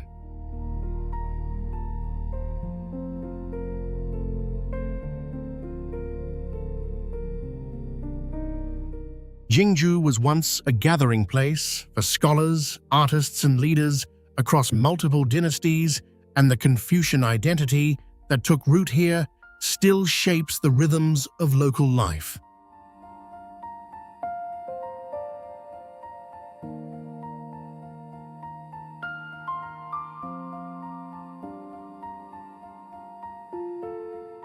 Traditional festivals, including calligraphy opening ceremonies, ancestor worship, and live calligraphy demonstrations, are held annually, connecting education, culture, and belief in a single public expression.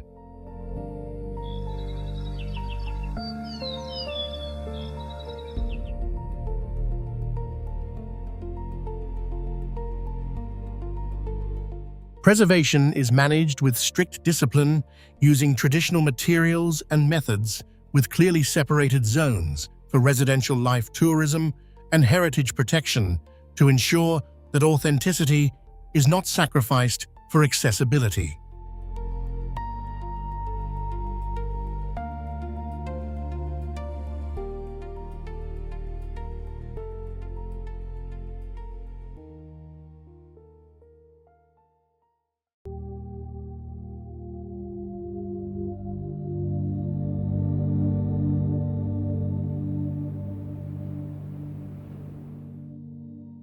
This is one of the few places on Earth where you can still walk through a city exactly as its builders intended more than 2,000 years ago.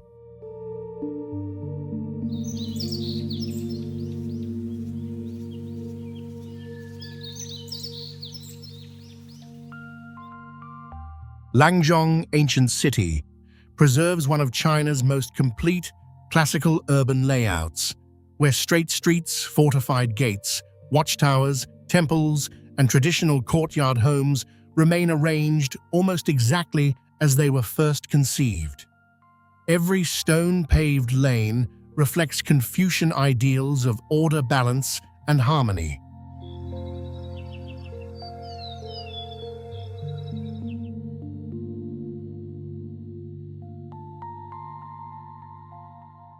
The city itself was designed as a reflection of society. Ancestral halls, temples, and family residences were carefully organized by status and tradition, while Confucian ceremonies, poetry gatherings, and family rituals continue to keep those values alive today.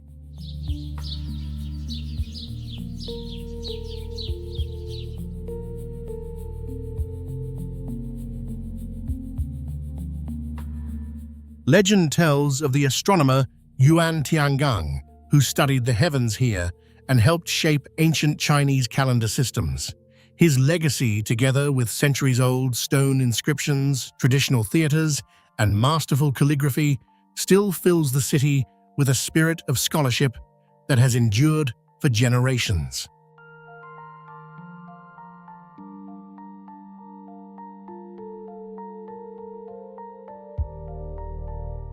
Langzhong is more than an ancient city. It is a place where China's urban planning philosophy and history still exist exactly where they were meant to be.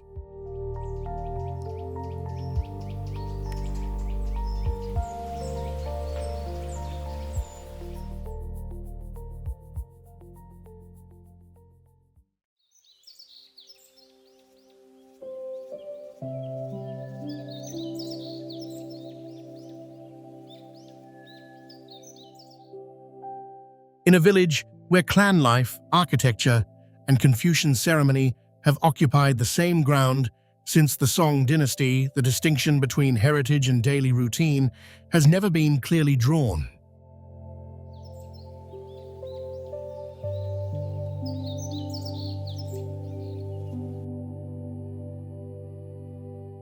Wuyuan Jiangwan stands as one of the rare ancient villages in China that fully preserves the traditional structures of clan-based society. Major families built homes, ancestral halls, and private schools within a unified village framework that grew through the Ming and Qing periods into a settlement where every building served both a practical and a ceremonial purpose.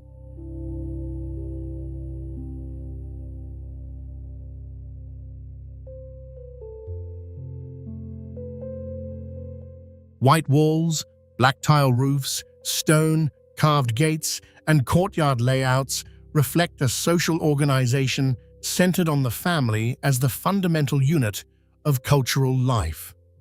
The village also contains libraries, community halls, and towers that together form a balanced environment where daily activity and spiritual practice occupy the same physical space.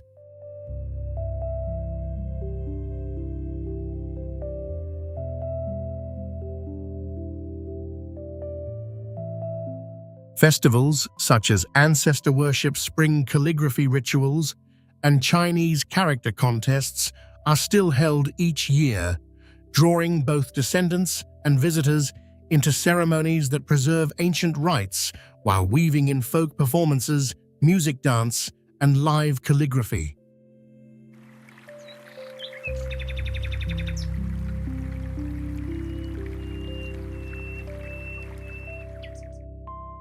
Thanks to preservation policies focused on living heritage rather than static display, Jiangwan maintains both its traditional landscape and the active cultural rhythm of a community that has never stopped practicing what its founders believed.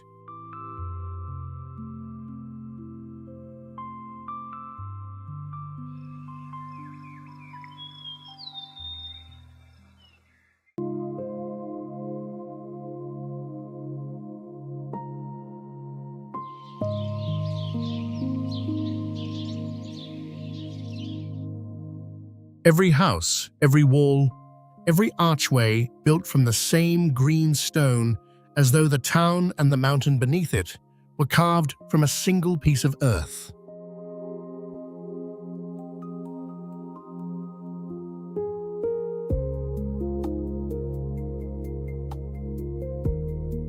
Qingyan ancient town is defined by its greenstone architecture, a rare consistency of material that gives the entire settlement a unified character found almost nowhere else in China.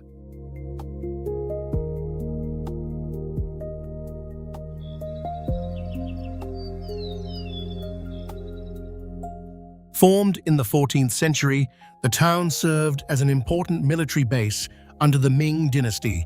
Its strategic location along ancient trade routes connecting inland regions to border territories, making it a place where defense and commerce existed in constant and necessary tension.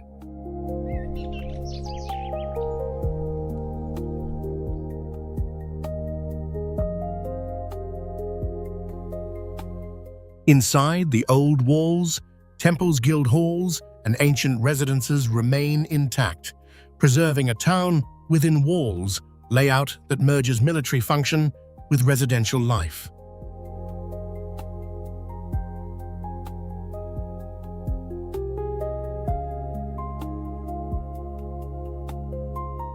Qingyan has long been home to multiple ethnic communities, including Han Miao and Yi, and the cultural richness of that diversity is visible through clothing festivals and traditional crafts like metalwork, pastry making, and embroidery.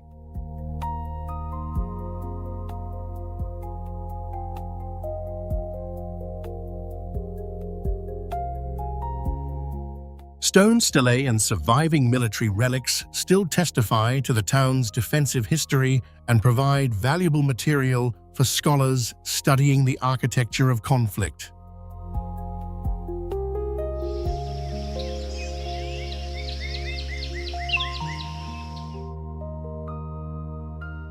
Today, Qingyan is preserved as a living heritage space where folk festivals, local cuisine, and the cultural traditions of a multi-ethnic community continue to thrive within walls that have not changed their shape in 600 years.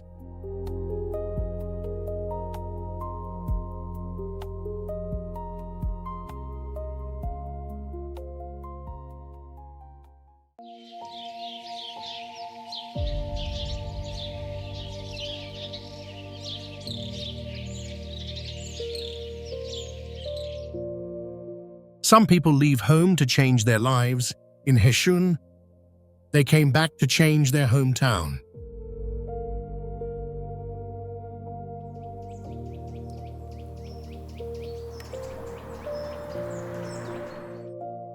Nestled among the mountains of Yunnan, Heshun was shaped by generations of overseas Chinese who returned with new ideas, new fortunes, and a determination to rebuild the place they had never stopped calling home.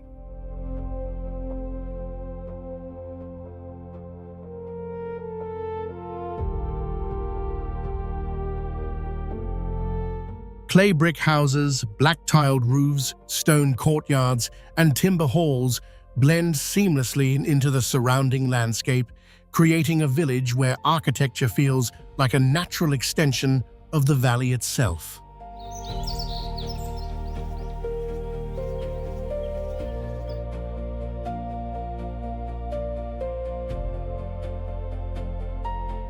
Beyond its quiet streets lies a community built on more than prosperity.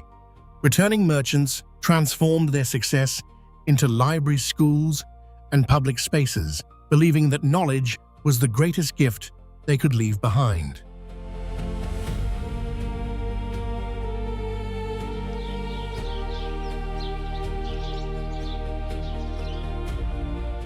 That spirit still lives on today. Traditions of honoring teachers, worshipping ancestors, and preserving family history remain deeply rooted, while stone steles and centuries-old genealogies continue to tell the story of a village built not only by those who stayed, but by those who always found their way home.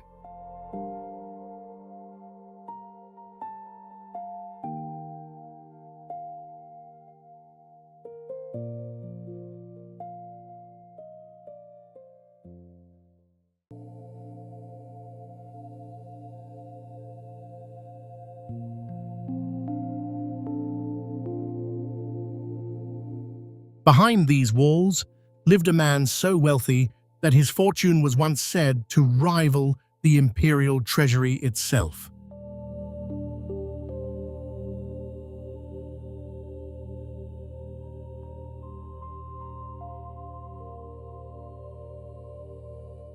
Covering more than 600,000 square feet, Prince Gong's mansion is one of the grandest aristocratic estates ever built in imperial China. Originally home to the powerful official Hessian, before becoming a royal residence, the estate witnessed the final rise and decline of the Qing dynasty from behind its gates.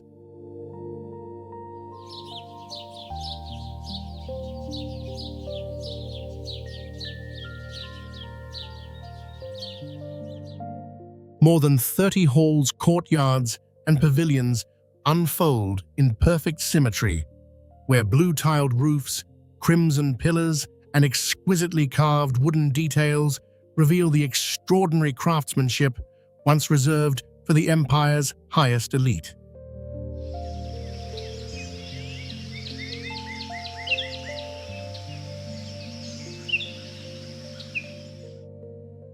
At its heart lies a classical garden of ponds, ancient rocks, winding paths, and hidden pavilions designed to recreate the tranquility of nature within the walls of the city.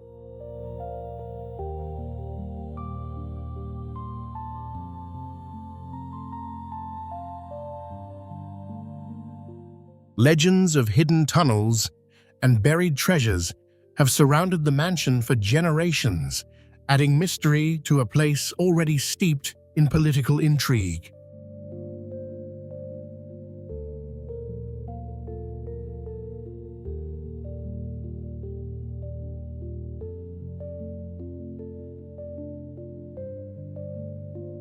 Today, carefully preserved exhibitions, performances, and immersive tours invite visitors to step inside a world where imperial luxury, ambition, and history still linger behind every doorway.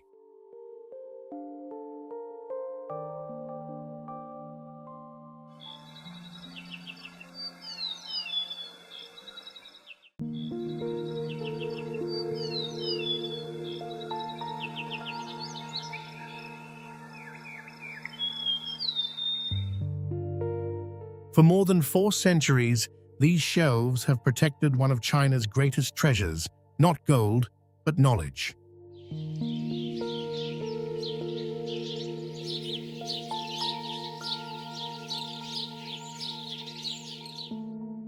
Built in the 16th century, Tianyi Pavilion is the oldest surviving private library in China.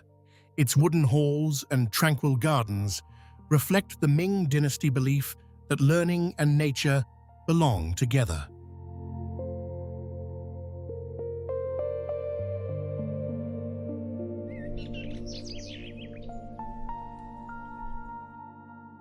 More than 7,000 rare books remain preserved here, protected by ingenious architecture, modern conservation, and the calm waters of Moon Lake, which have drawn generations of scholars to read, write, and reflect.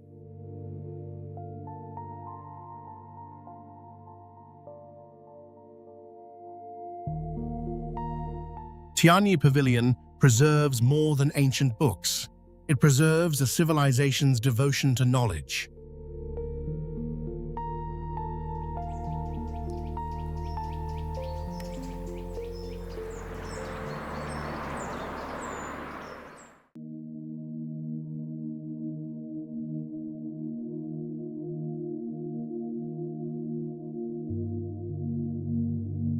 Legend says a Taoist sage ascended to the heavens from this very hill on the back of a yellow crane. For more than 1,000 years, the tower that bears its name has kept that story alive.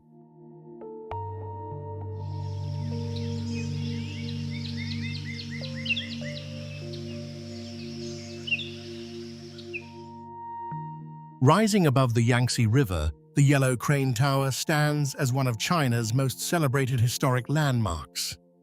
Here, myth and history have become impossible to separate.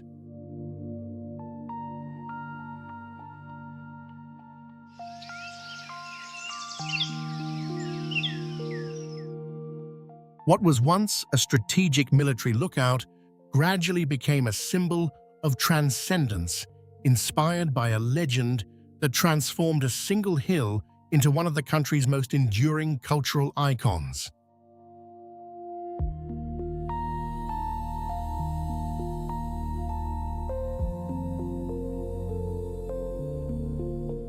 Rebuilt in the traditional Qing dynasty style, the tower is crowned with 5 sweeping roofs, golden walls, and intricate crane motifs that echo the tale behind its name.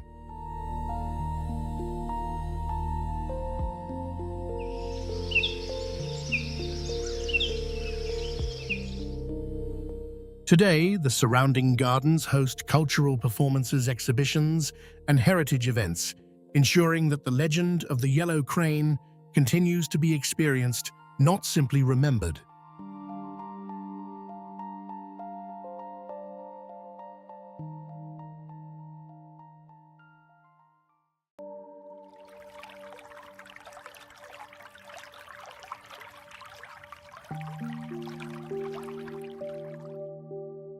Most ancient towns chose between culture and commerce. Nangsun chose both, and then chose to remain exactly as it was.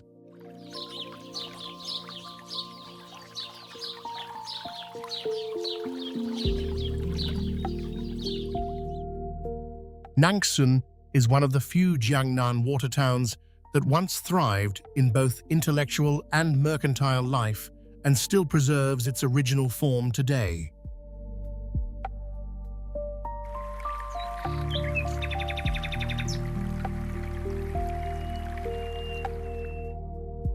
Its architecture does not simply follow traditional patterns, but incorporates Western influence through 19th-century merchant villas, creating an urban landscape where East and West coexist in the same stone, the same roof line, the same quiet street.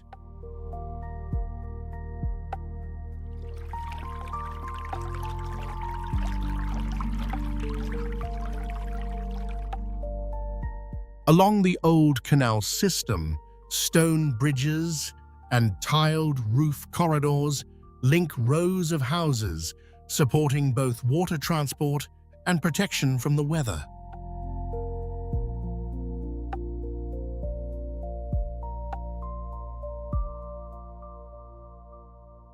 In narrow alleyways, visitors sometimes discover private libraries, where noble families preserved thousands of ancient books across generations, each collection a small and silent monument to the belief that knowledge is the only wealth that cannot be stolen.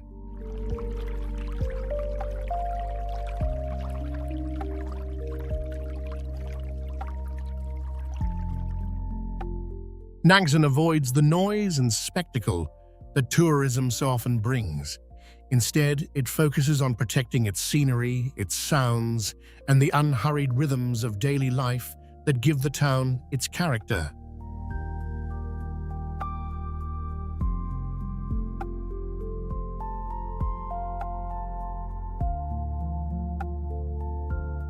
This carefully maintained quietness is precisely what draws those who seek not entertainment, but authenticity, a place where the ancient world has not been reconstructed, but simply never left.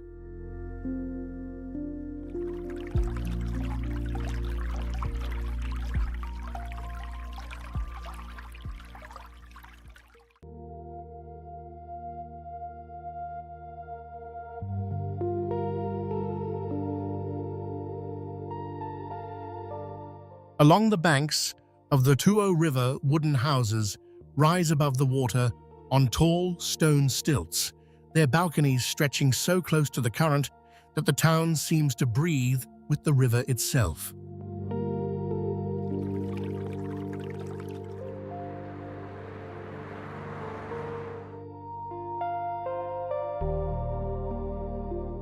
For more than 13 centuries, Fenghuang Ancient City has stood as a political, military, and cultural center in the mountains of southwestern China. Stone bridges, fortified gates, watchtowers, and traditional courtyard homes still preserve the layout and defensive design that once protected the town through centuries of conflict.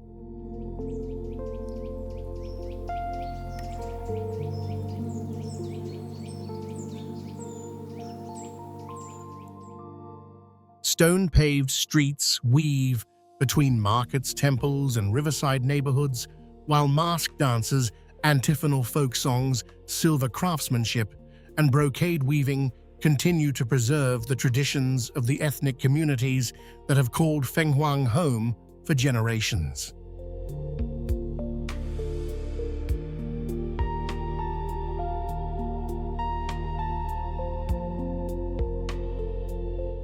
Today, strict conservation rules require traditional wood and stone in every restoration, allowing the town to retain not only its historic architecture, but the living atmosphere that has defined it for more than 1,000 years.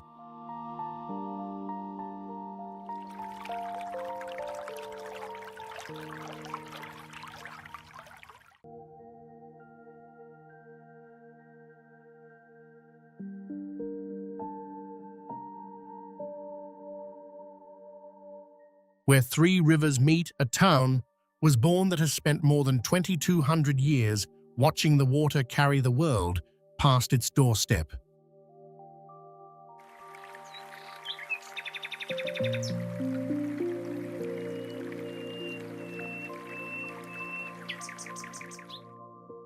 Sanhe Ancient Town sits at the confluence of three waterways, a geographic advantage that made it both a strategic military site and a major trading hub across many Chinese dynasties.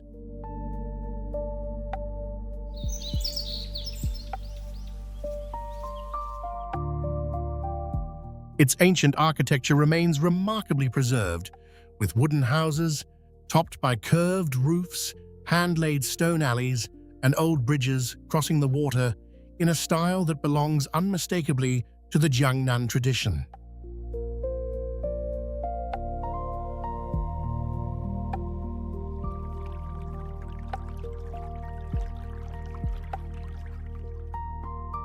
Ancestral halls, community pavilions, and clan temples still maintain their original layouts, offering clear and unmediated insight into the spiritual and communal organization that once governed every aspect of daily life.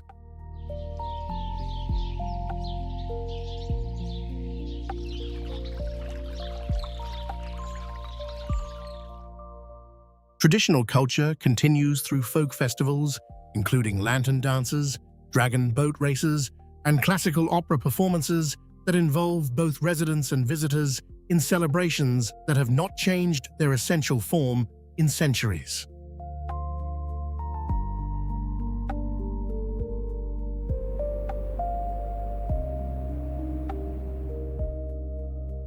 Despite the pressures of tourism, Sanhe remains committed to preservation. Traditional materials are used in every restoration, and strict construction regulations ensure that the town's character is protected not as an artifact, but as a living environment that still functions exactly as it was designed to function more than 2,000 years ago.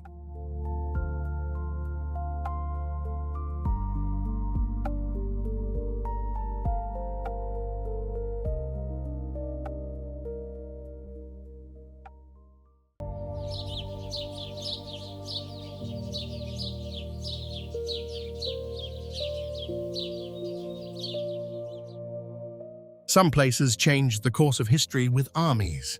This one did it with ideas.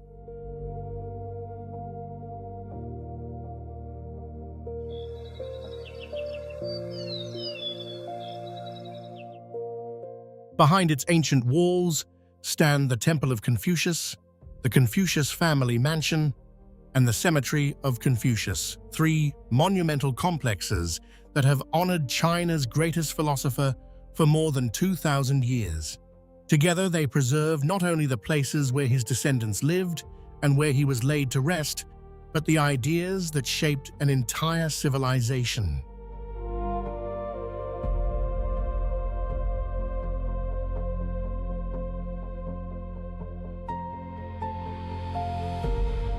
Red wooden pillars, sweeping tiled roofs, broad stone courtyards, and centuries-old cypress trees create an atmosphere of quiet dignity, where every hall and carved inscription reflects the Confucian ideals of virtue, education, and filial devotion.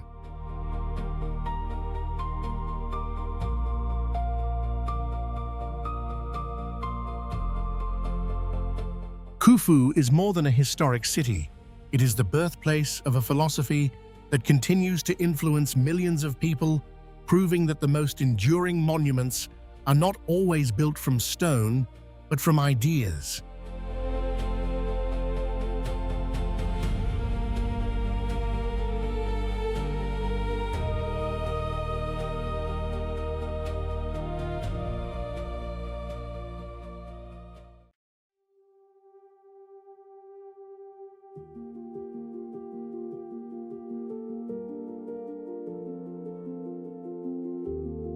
There are places that do more than test your courage. They strip away every illusion of safety.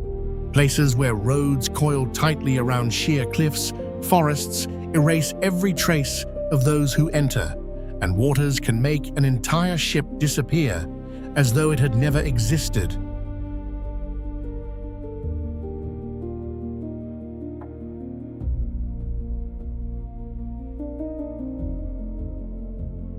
Beyond the skylines of bustling cities lies a very different China, where nature still holds absolute power. Every mile is a trial. Every step demands unwavering focus, and a single mistake can cost everything.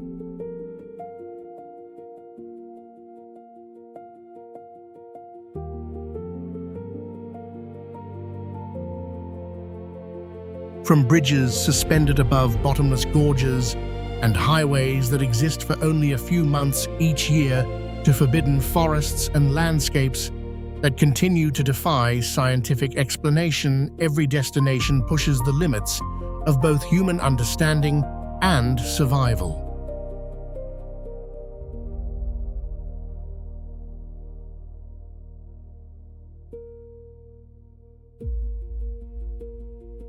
This is more than a journey through China's most extraordinary places. It is a journey into a world where humanity is no longer in control, but merely a passing visitor hoping to make it safely to the other side.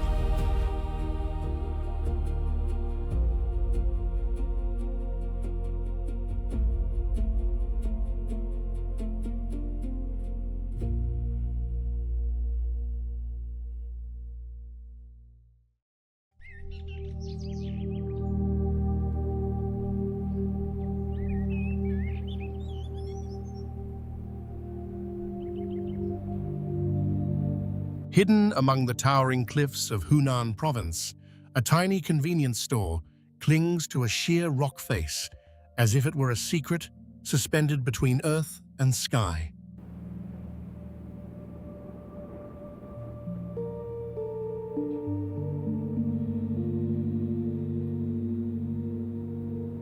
Perched more than 300 feet above the ground, this tiny wooden shop sells nothing but water and light snacks to those brave enough to reach it. There is no paved path, no elevator, no gentle slope. Both the sellers who tend it and the climbers who visit must strap into safety harnesses and scale iron ladders bolted directly into the stone.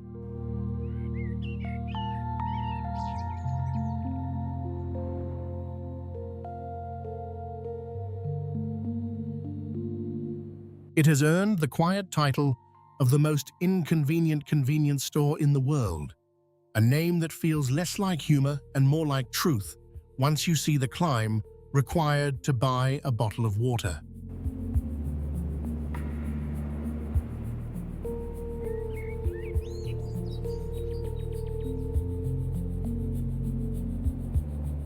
While much of China's Yangtze landscape glows in shades of crimson, Xinyu tells a different story.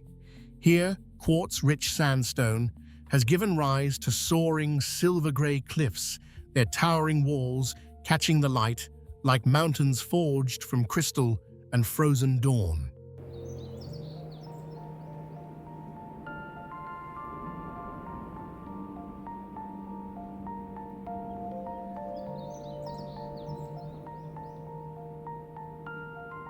Against these towering cliffs stands Hanhang Bridge, China's first glass-bottomed suspension bridge. Rebuilt from a humble wooden crossing into a transparent walkway in 2014, it transformed a mountain crossing into a thrilling experience and sparked China's fascination with glass bridges.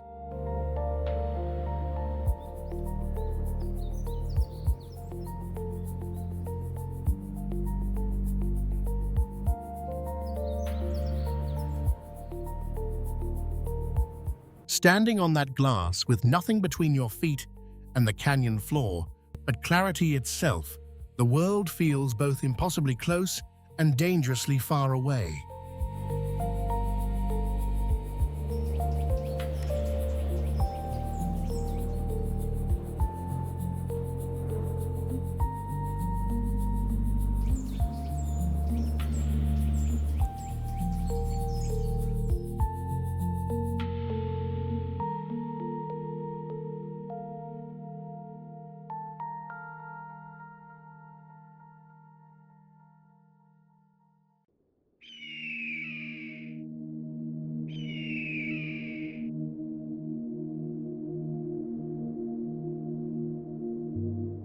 One foot wide, one hook for safety, one plank separating life from the void below.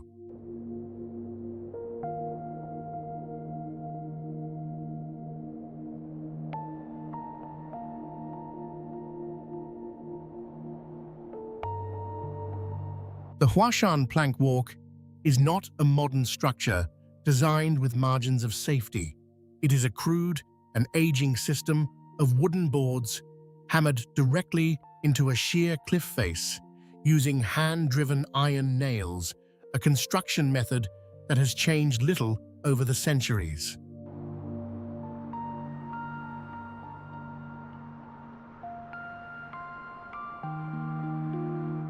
Many of the planks are decades old, weathered by storms and temperature extremes until they creak and vibrate beneath every footstep. The constant sensation of movement beneath your weight produces a fear that lives not in the mind, but in the body, the primal certainty that the structure could give way at any breath.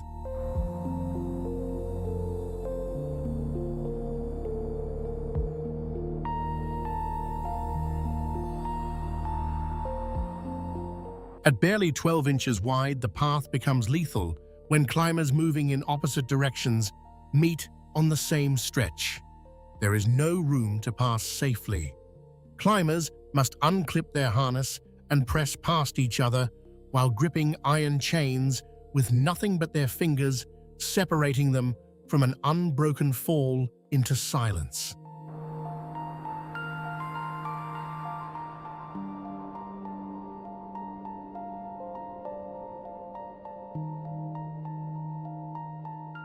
In winter, a thin glaze of ice coats the boards, turning each step into a negotiation with friction.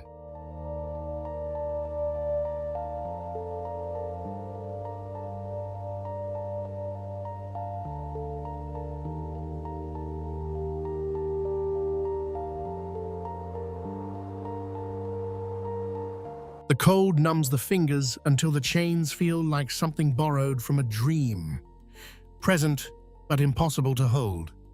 This is a walk measured not in distance, but in the willingness to trust what should not be trusted.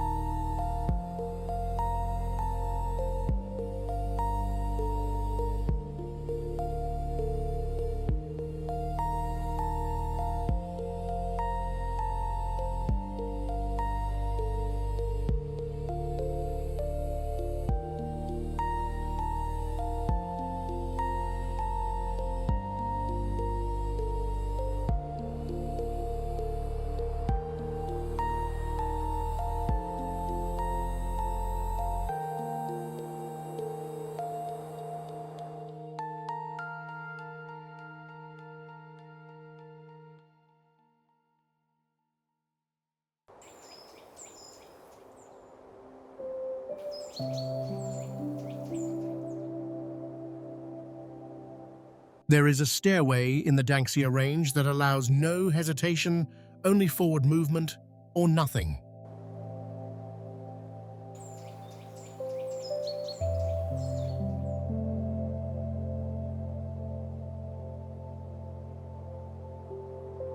Seal Rock is regarded as the most dangerous climbing ascent in China, a place where the distance between reaching the summit and falling from it is measured in inches.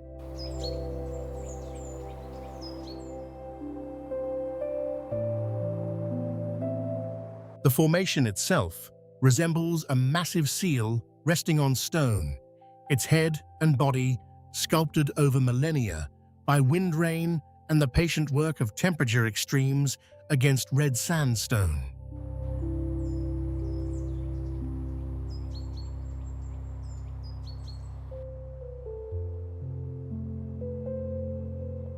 The climbing route features near vertical passages, reaching gradients of 90 degrees with stone steps only 4 to 6 inches wide.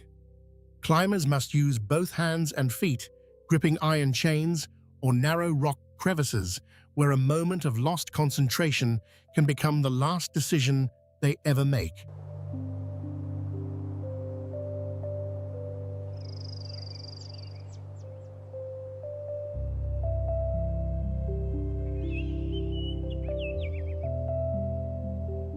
The sandstone is fragile, shaped continuously by erosion, and even the holds climbers trust can give way without warning.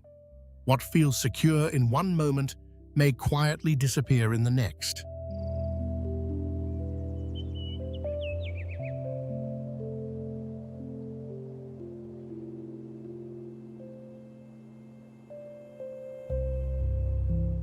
Wind along these narrow cliff faces arrives not as steady pressure, but in sharp, violent gusts, strong enough to push a grown adult off balance in the exact place where no second grip exists.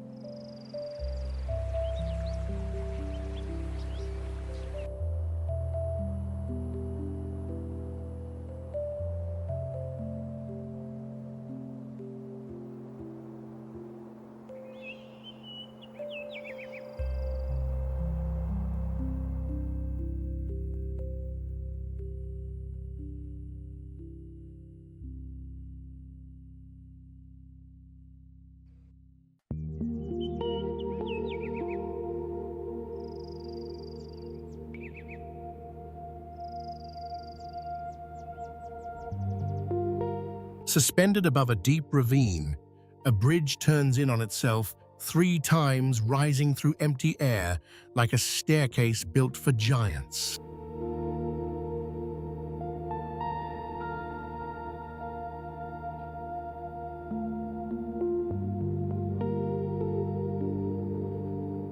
The spiral bridge at Tianlong Mountain is a rare feat of engineering a structure consisting of 3 stacked levels hanging directly over a gorge.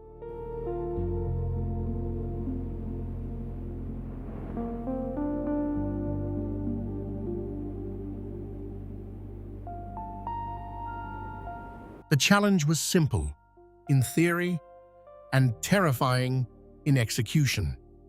2 mountain slopes, separated by a vast vertical difference, had to be connected within an extremely confined horizontal space.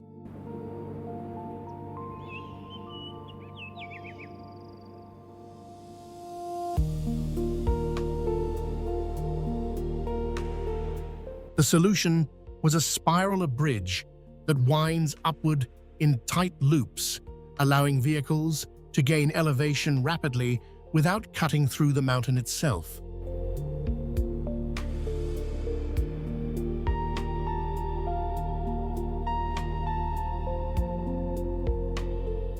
On the highest level, the view narrows to clouds above, an empty space below the wheels, and the sensation of height becomes something almost physical, pressing against the chest.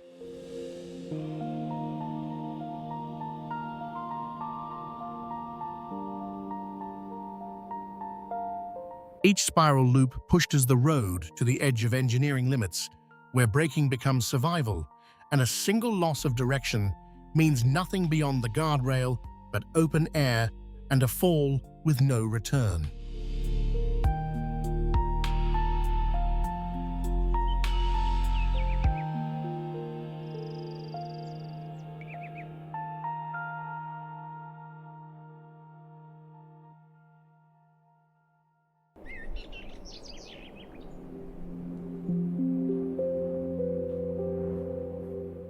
What if the road beneath your wheels were no wider than a blade, and on either side the world simply ended?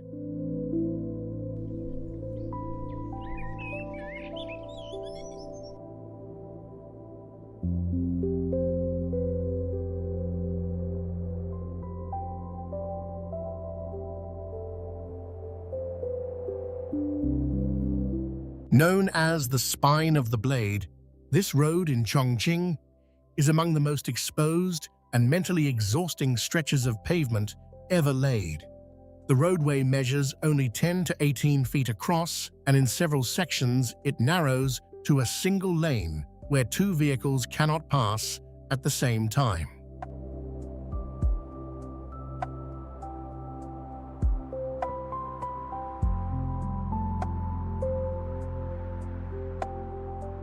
There is no rock wall to lean against, no hillside offering the comfort of proximity. On both sides, the edges fall away into vertical chasms, plunging more than 1,900 feet straight down a depth that swallows sound before it reaches the bottom.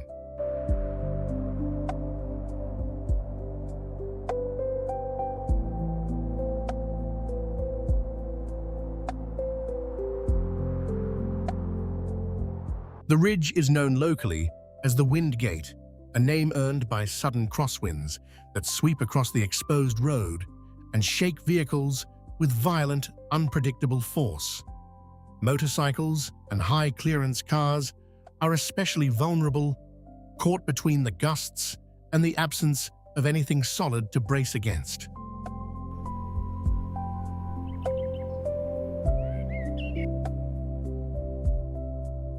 When Chongqing's heavy fog descends, it erases the boundary between the narrow road and the open sky. Drivers move forward into a white void where the edge of survival and the edge of the pavement become the same invisible line.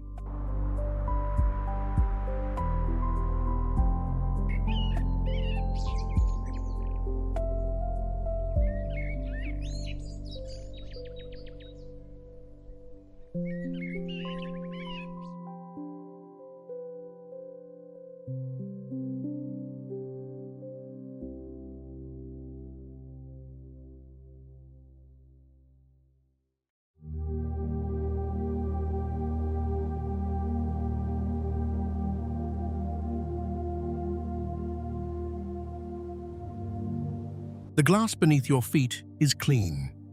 The velvet shoe covers are bright, and below them there is nothing but 1,000 feet of empty air.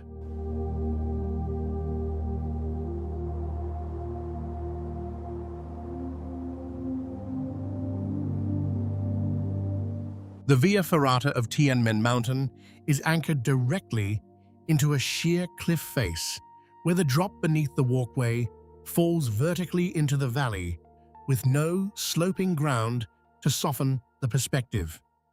Vertigo arrives almost instantly, not as a thought, but as a physical sensation that begins in the stomach and does not leave.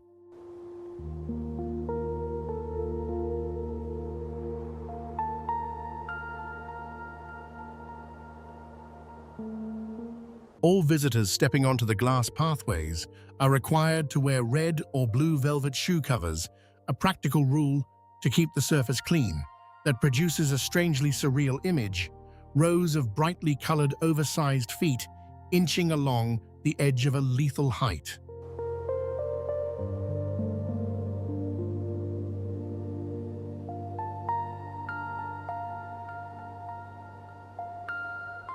Every day, some visitors freeze completely mid-route, unable to move forward or turn back, their bodies locked in place by a fear deeper than reason.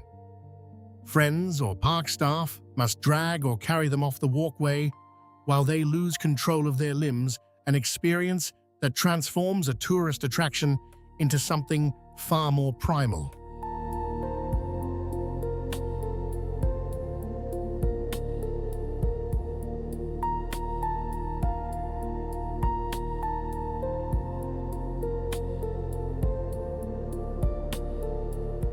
Each step hugs the cliff edge, surrounded by wind-open void, and the quiet awareness that the only thing between you and the fall is trust in a sheet of glass bolted to ancient stone.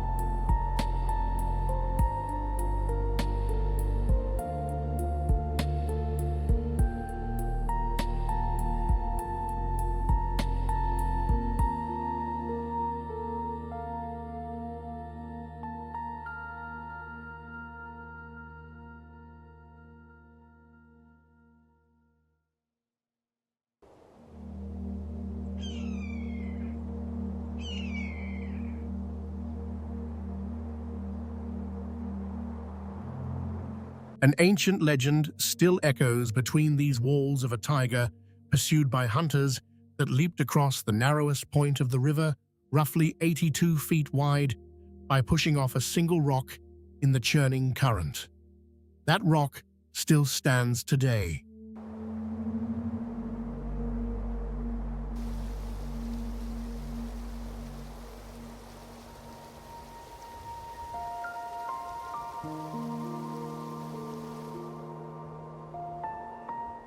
Tiger Leaping Gorge is trapped between two towering mountains, where the earth splits open into a canyon so deep that only a narrow ribbon of sky remains above.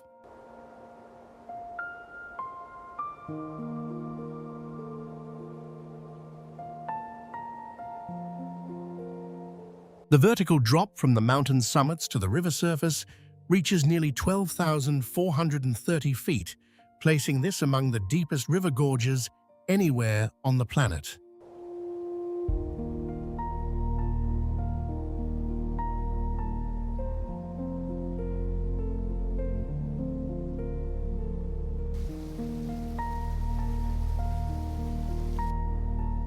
At the canyon floor, water surges through the narrow corridor with tremendous force, smashing against the rock walls and generating hydraulic pressure that roars without ceasing.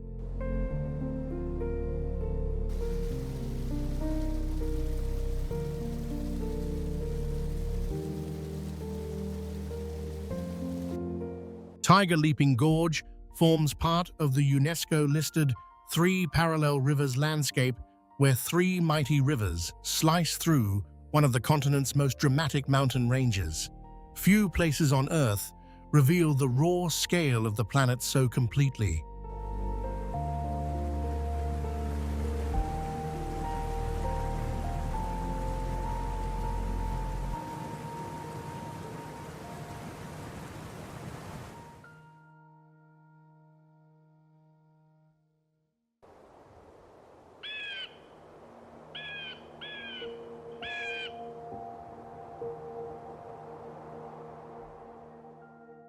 Every mile brings a different world.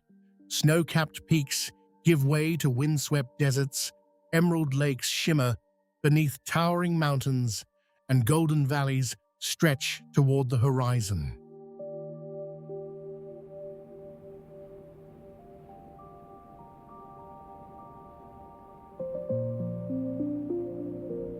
Cutting through the heart of the Karakoram Mountains, the Chinese section of the Karakoram Highway, also known as the China-Pakistan Friendship Highway, or simply the Road to the Sky, is one of the highest paved roads on the planet.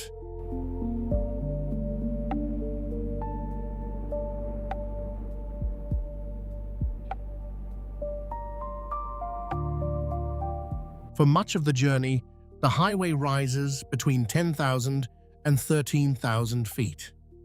The air grows so thin that even sealed food packages can swell, a quiet reminder that you're climbing ever closer to the sky.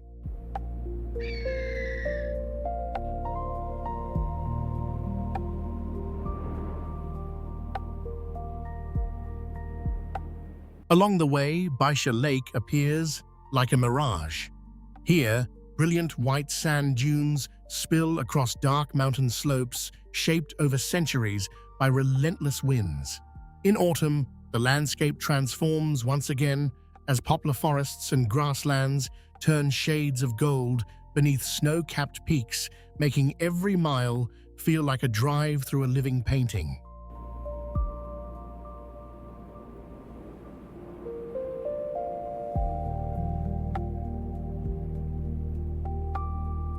The journey ends at Kunjarab Pass, the world's highest paved international border crossing. At nearly 15,400 feet above sea level, every breath is a reminder of the altitude that surrounds you. Crossing into Pakistan, the journey brings one final change as traffic shifts from driving on the right to the left.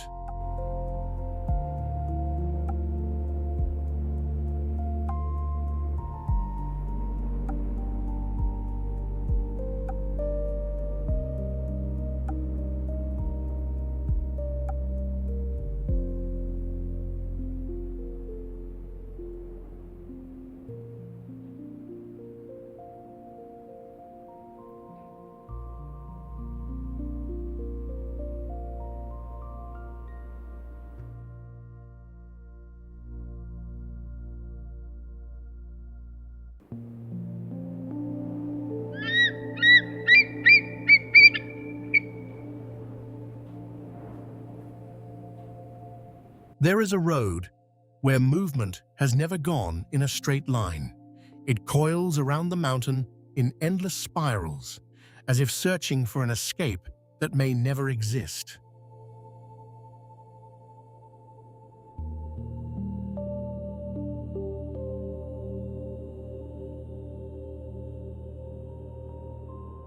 Panlong Ancient Road lies in the Tajik Autonomous County of Taxkorgan in Xinjiang, a short road compressed to an almost impossible density.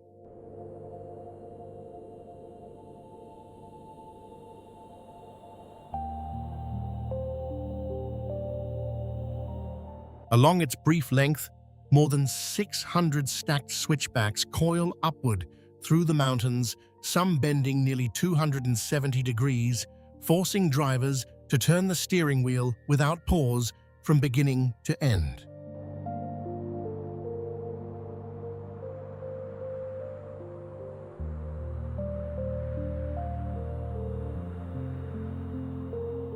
At an average elevation exceeding 13,400 feet, the air grows thin enough for the body to resist every breath.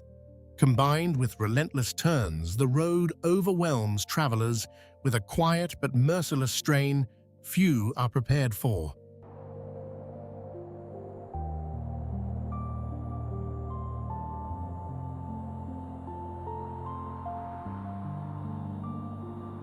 One side of the road rises as a sheer cliff wall. The other drops into a deep ravine with almost no guardrails standing between the vehicle and the fall. Every mistake carries weight here, and the terrain offers no second chance.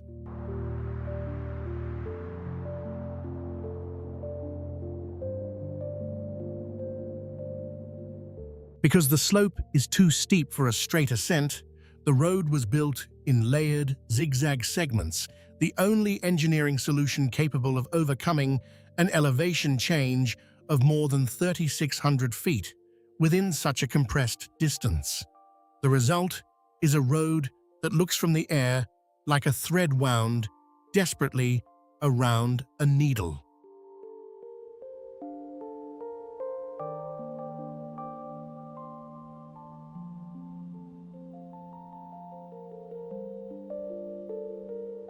Panlong was never built for tourists. Its original purpose was to allow shepherds and farmers to move livestock across the Kunlun Range. That it became one of the most spectacular and punishing roads in China was never the intention, only the consequence of geography refusing to be gentle.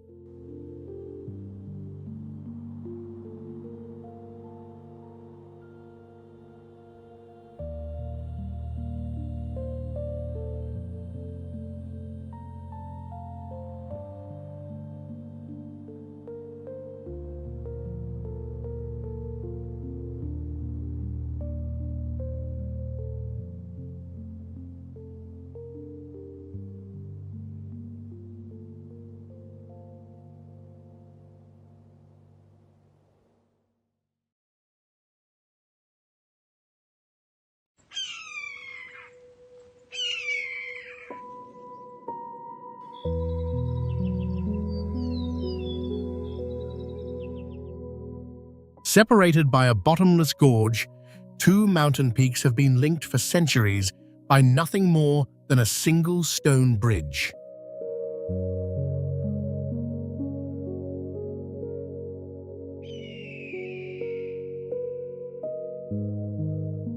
Mount Fanjing's Red Cloud's golden summit rises from Guizhou province to more than 7,546 feet, and the temples that have stood on its twin peaks for 5 centuries were built not on prepared ground, but on foundations, carved and locked directly into natural rock ledges.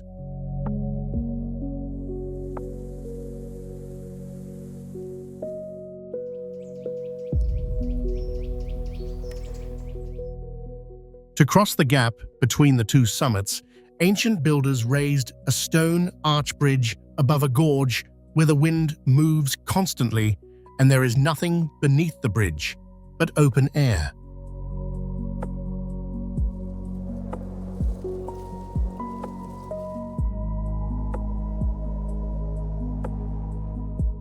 At dawn in summer, red clouds gather at the summit, and the entire formation appears to float above them like an island in an ocean of mist.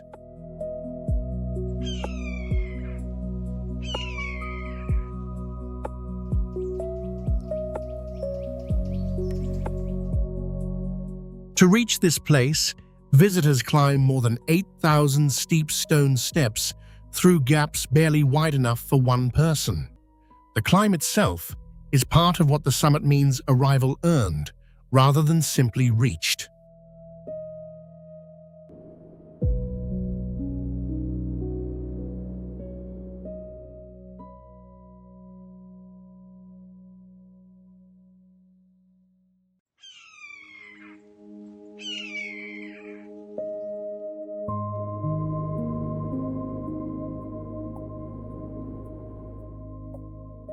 Mount Imei in Sichuan is one of China's 4 sacred Buddhist mountains.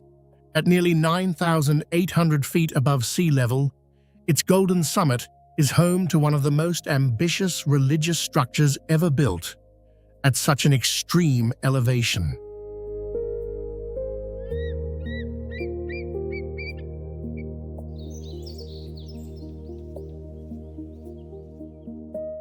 Rising above the clouds is a 157-foot gilded statue of Samanta Bhadra, weighing approximately 600 tons.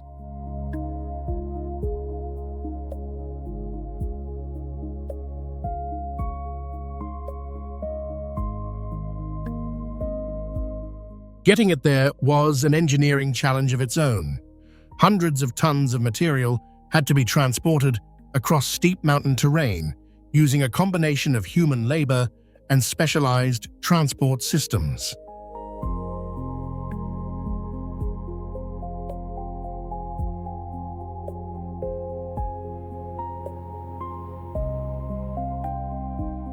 The halls surrounding the statue endure strong winds, high humidity, and months of snow and ice, each year conditions that the bronze and gilded surfaces were built to outlast rather than avoid.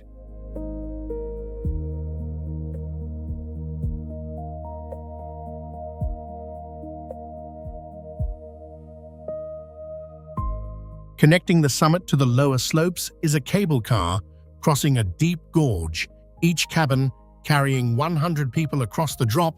Without any intermediate support tower, the span opened beneath them for the entire crossing.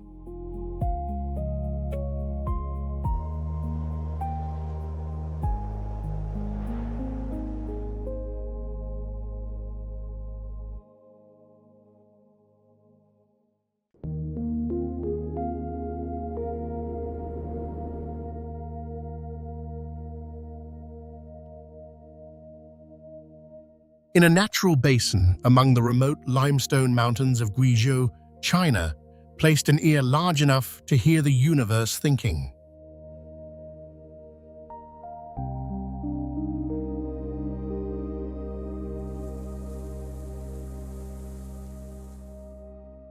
FAST, the 500-meter aperture spherical radio telescope, has a diameter of 1,640 feet and a collecting surface equal to roughly 30 international soccer fields, making it the largest radio telescope ever built.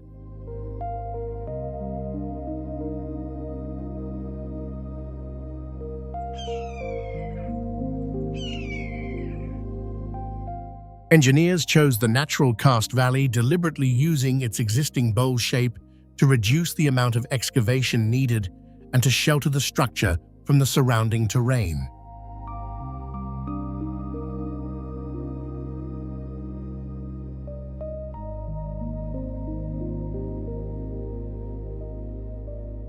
The surface of the bowl is not rigid. It is assembled from 4,450 independent reflector panels that can move individually, controlled by a precise cable system that reshapes the entire receiving surface to track signals from different points in the sky.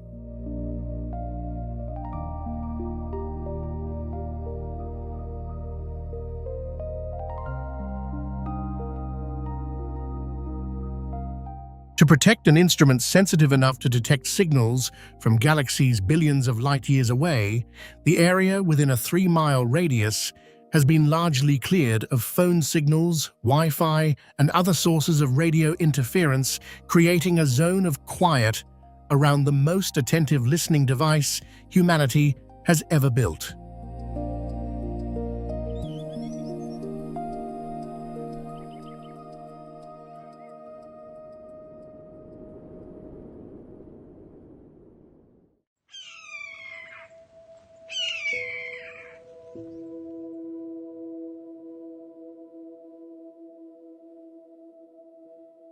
The mountain shaped the walls. The cave formed the ceiling. Ancient builders transformed everything in between into a masterpiece.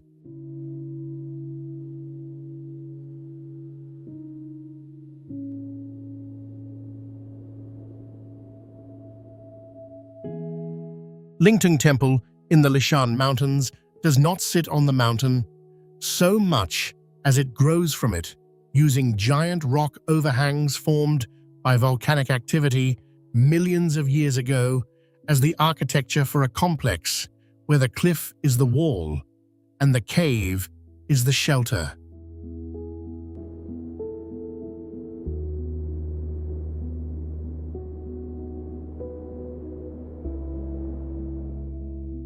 Red-tiled roofs sit beneath massive stone arches, protected from sun and rain by the same overhangs that have kept the rock face dry for longer than the temple has existed.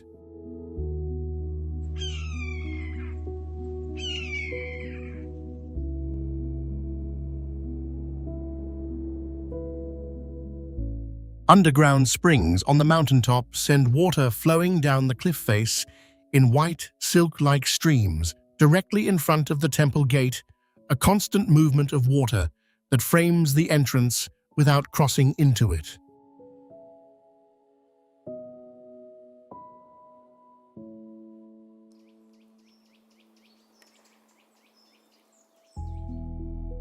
Despite the rushing water, immediately outside the interior of the main hall remains dry, the rock geometry channeling the water past rather than through the space within.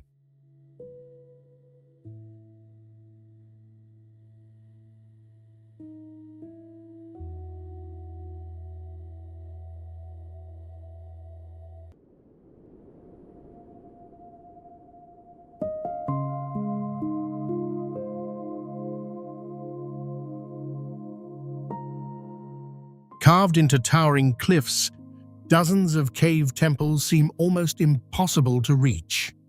Only a network of impossibly steep stairways leads the way, a route locals have long known as the Stairways to Heaven.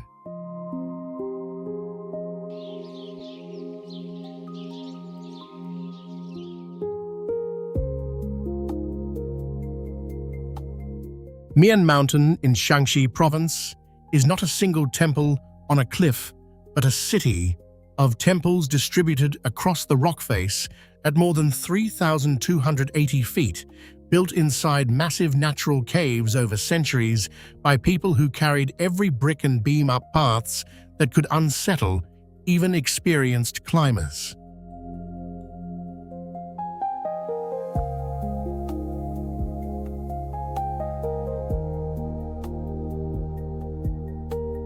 The most remarkable of its structures include temples where preserved meditation statues of monks who passed away in seated practice have remained intact for hundreds of years, the stone cave environment maintaining what time alone would have taken.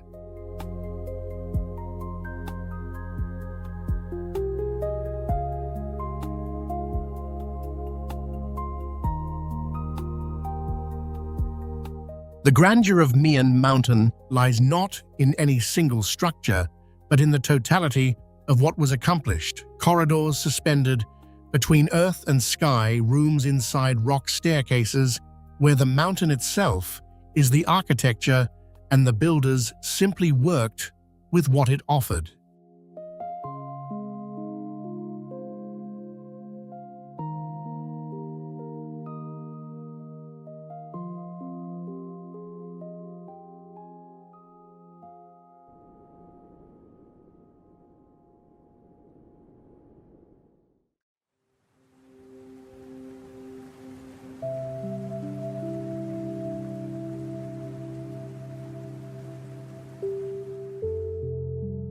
For more than 13 centuries, the largest stone Buddha on Earth has been watching the confluence of 3 rivers in Sichuan from a height of 233 feet tall, enough that a single fingernail is wide enough for a person to sit on.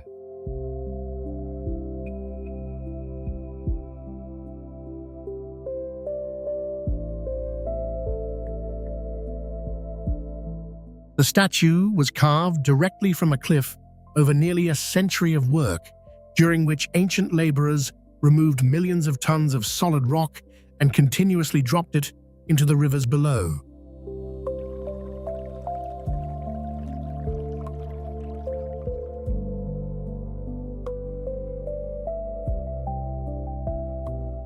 That displaced stone gradually changed the geometry of a notoriously dangerous river junction, steadying the currents and significantly reducing the risk of accident for boats passing through.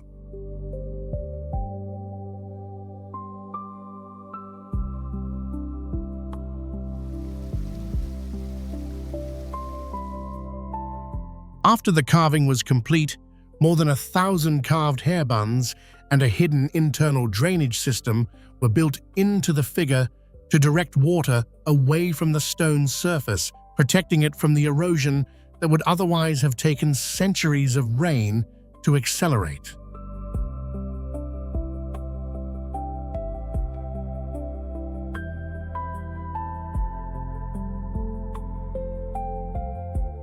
The Buddha was built to calm the waters. The engineering that sustained it was built to let the stone last long enough to keep doing so.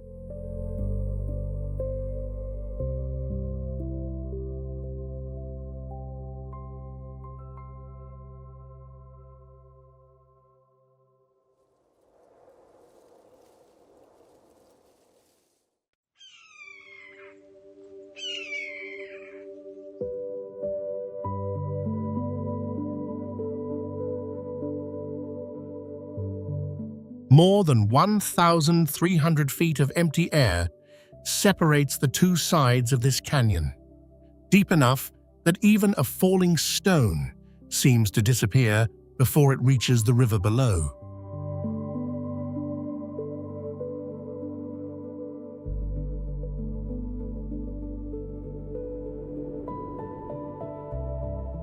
The Guanling Highway opened China's era of sky-high bridges when it was completed in 2003, at the time holding the title of the world's highest bridge built across karst terrain, so rugged that the alternative was simply not to connect the region at all.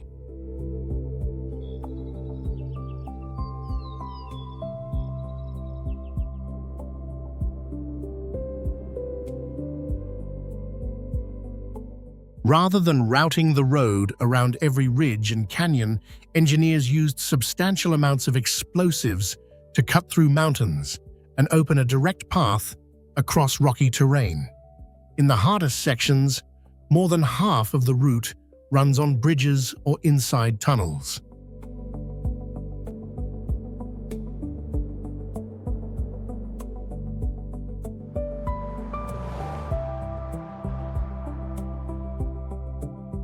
To stretch the first guide cable across the canyon, engineers fired it to the opposite side, using military mortars, the starting point for a suspension system built from one end to the other above a void that swallowed everything that fell into it.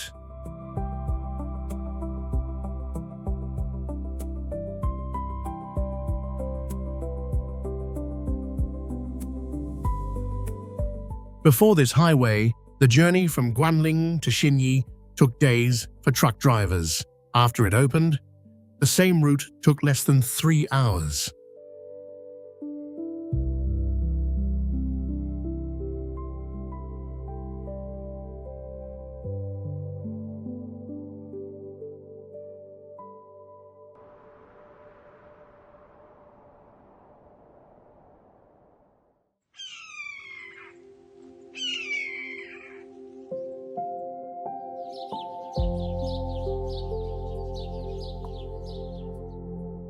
Some engineering challenges aren't measured by distance, but by impossibility. This was one of them.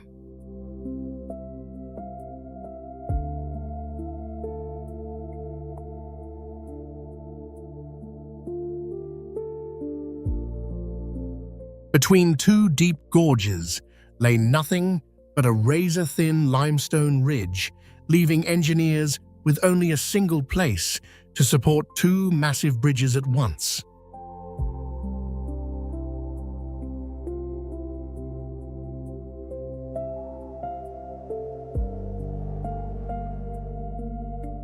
That decision turned the project into an extraordinary engineering puzzle. Every force acting on one bridge immediately affected the other, leaving virtually no room for error.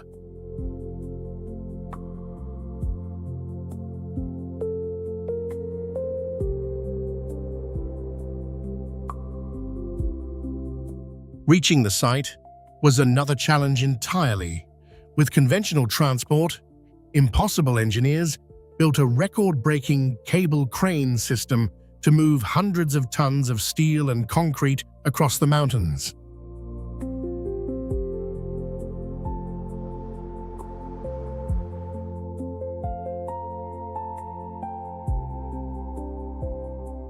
One by one, steel arch segments weighing hundreds of tons were lifted, aligned, and connected high above the abyss. Each span stretched more than 1,312 feet, assembled entirely in mid-air without a single piece ever touching the canyon floor.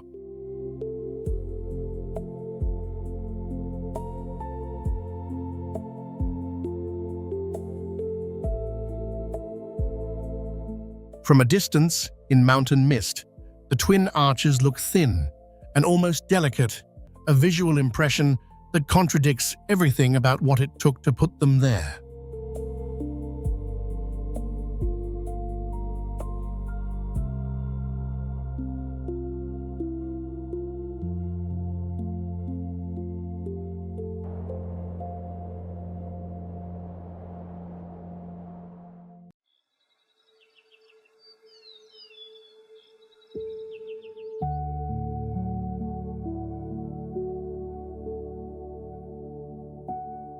Some valleys don't just separate mountains, they challenge everything built to cross them.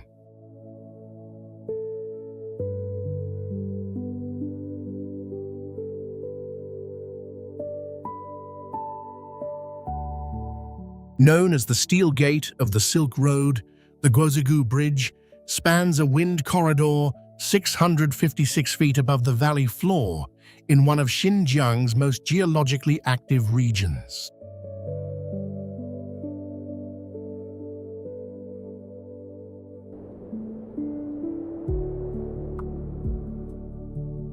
Powerful crosswinds shaped every engineering decision. Massive A-shaped towers were anchored deep into the mountain to absorb enormous lateral forces.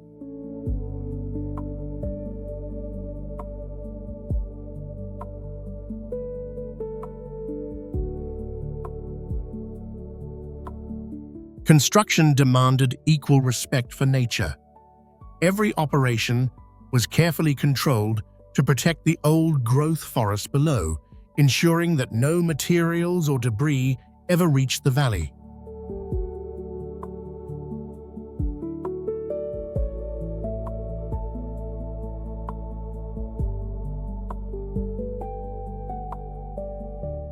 The result is more than a bridge. It's proof that engineering can conquer a landscape without destroying it.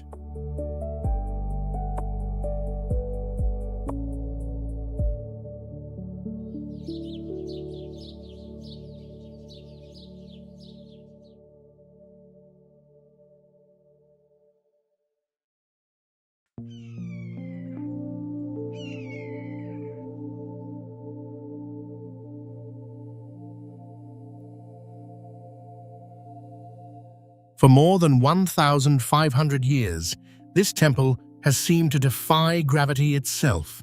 At first glance, it looks impossible, as though a wooden monastery is somehow hanging from the face of a vertical cliff.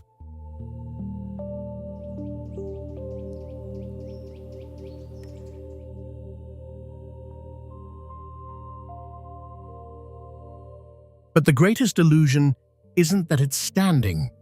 It's how it's standing. The slender wooden columns beneath it appear to hold the entire structure, yet most of the load is actually carried deep inside the mountain itself.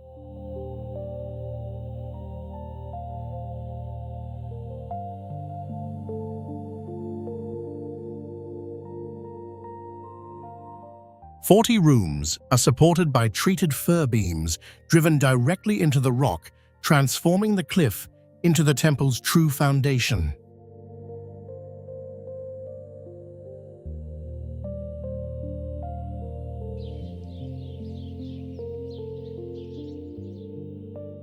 Nature did the rest.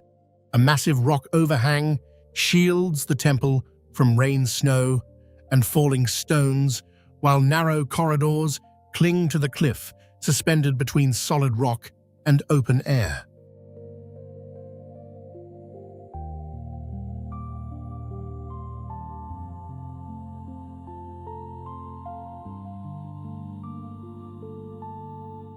For 15 centuries, the mountain has carried the temple without letting it fall, a partnership between nature and engineering that continues to defy first impressions.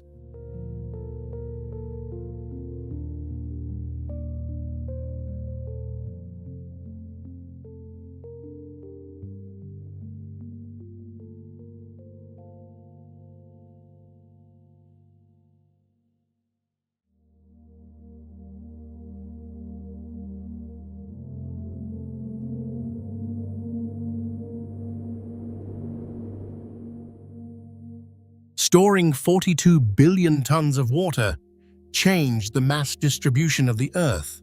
Scientists have measured a slight slowing of the planet's rotation as a consequence, making each day imperceptibly but measurably longer.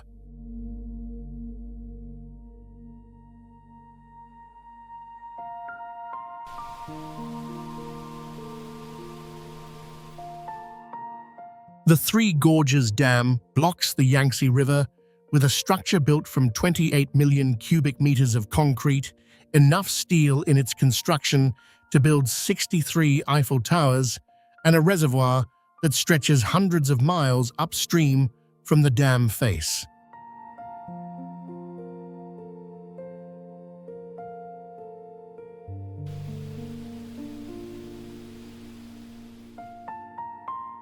Inside the structure is the world's largest shiplift, capable of raising 3,000-ton vessels to a height equivalent to a 40-story building in a matter of minutes, solving the problem of the river's vertical barrier with a machine built to match its scale.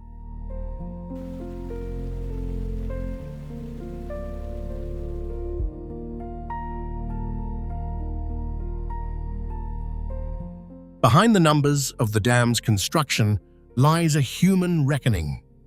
More than 1.3 million people were relocated, and hundreds of towns and villages now lie beneath the reservoir, visible only in photographs taken before the water rose.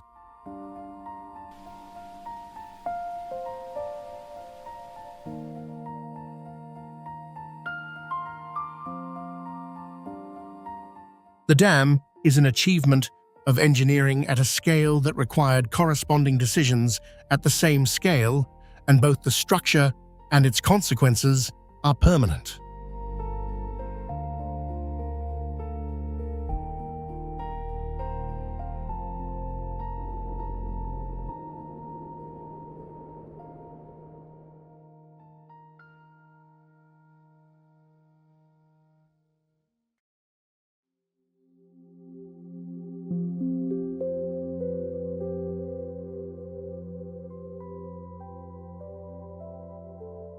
What if the deepest part of a mountain became the foundation for one of the world's most extraordinary hotels?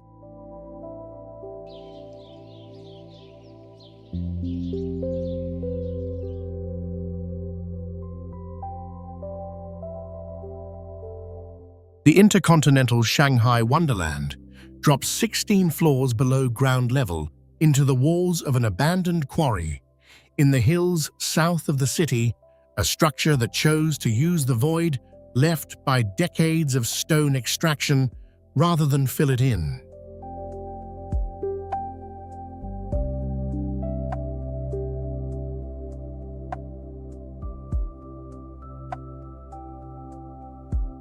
Its most unusual feature is the two lowest floors, which sit completely underwater.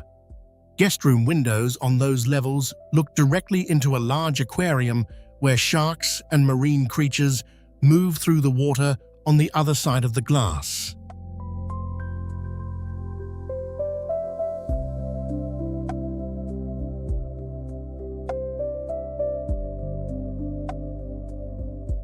Making this possible required solving waterproofing at depth, managing water pressure against glass panels providing ventilation at the quarry floor and designing emergency exits that move upward rather than out.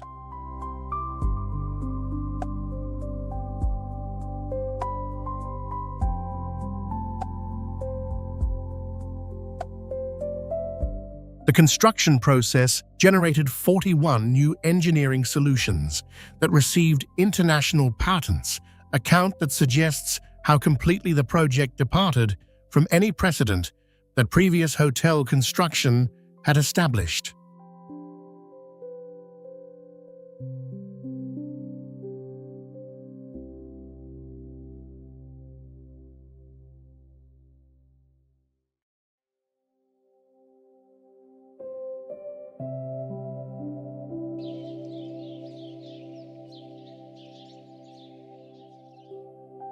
At its narrowest, this entire city is just 98 feet wide, the width of an ordinary residential street.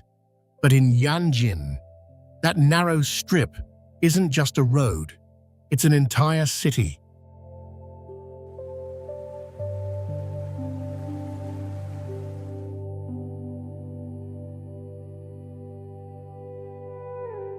Pressed between towering mountain cliffs and a fast-flowing river, in China's Yunnan province, Yanjin has learned to thrive with almost no flat land, expanding upward, outward, and even over the water itself.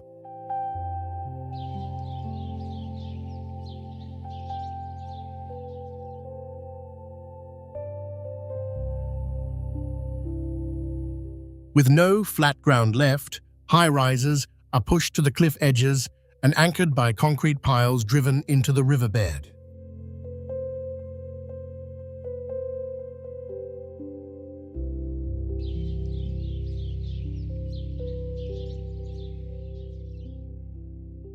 Railways and expressways are forced to share the same narrow corridor, threading through residential areas or cutting straight through tunnels in solid rock space that in any other city would be reserved for parks or open land.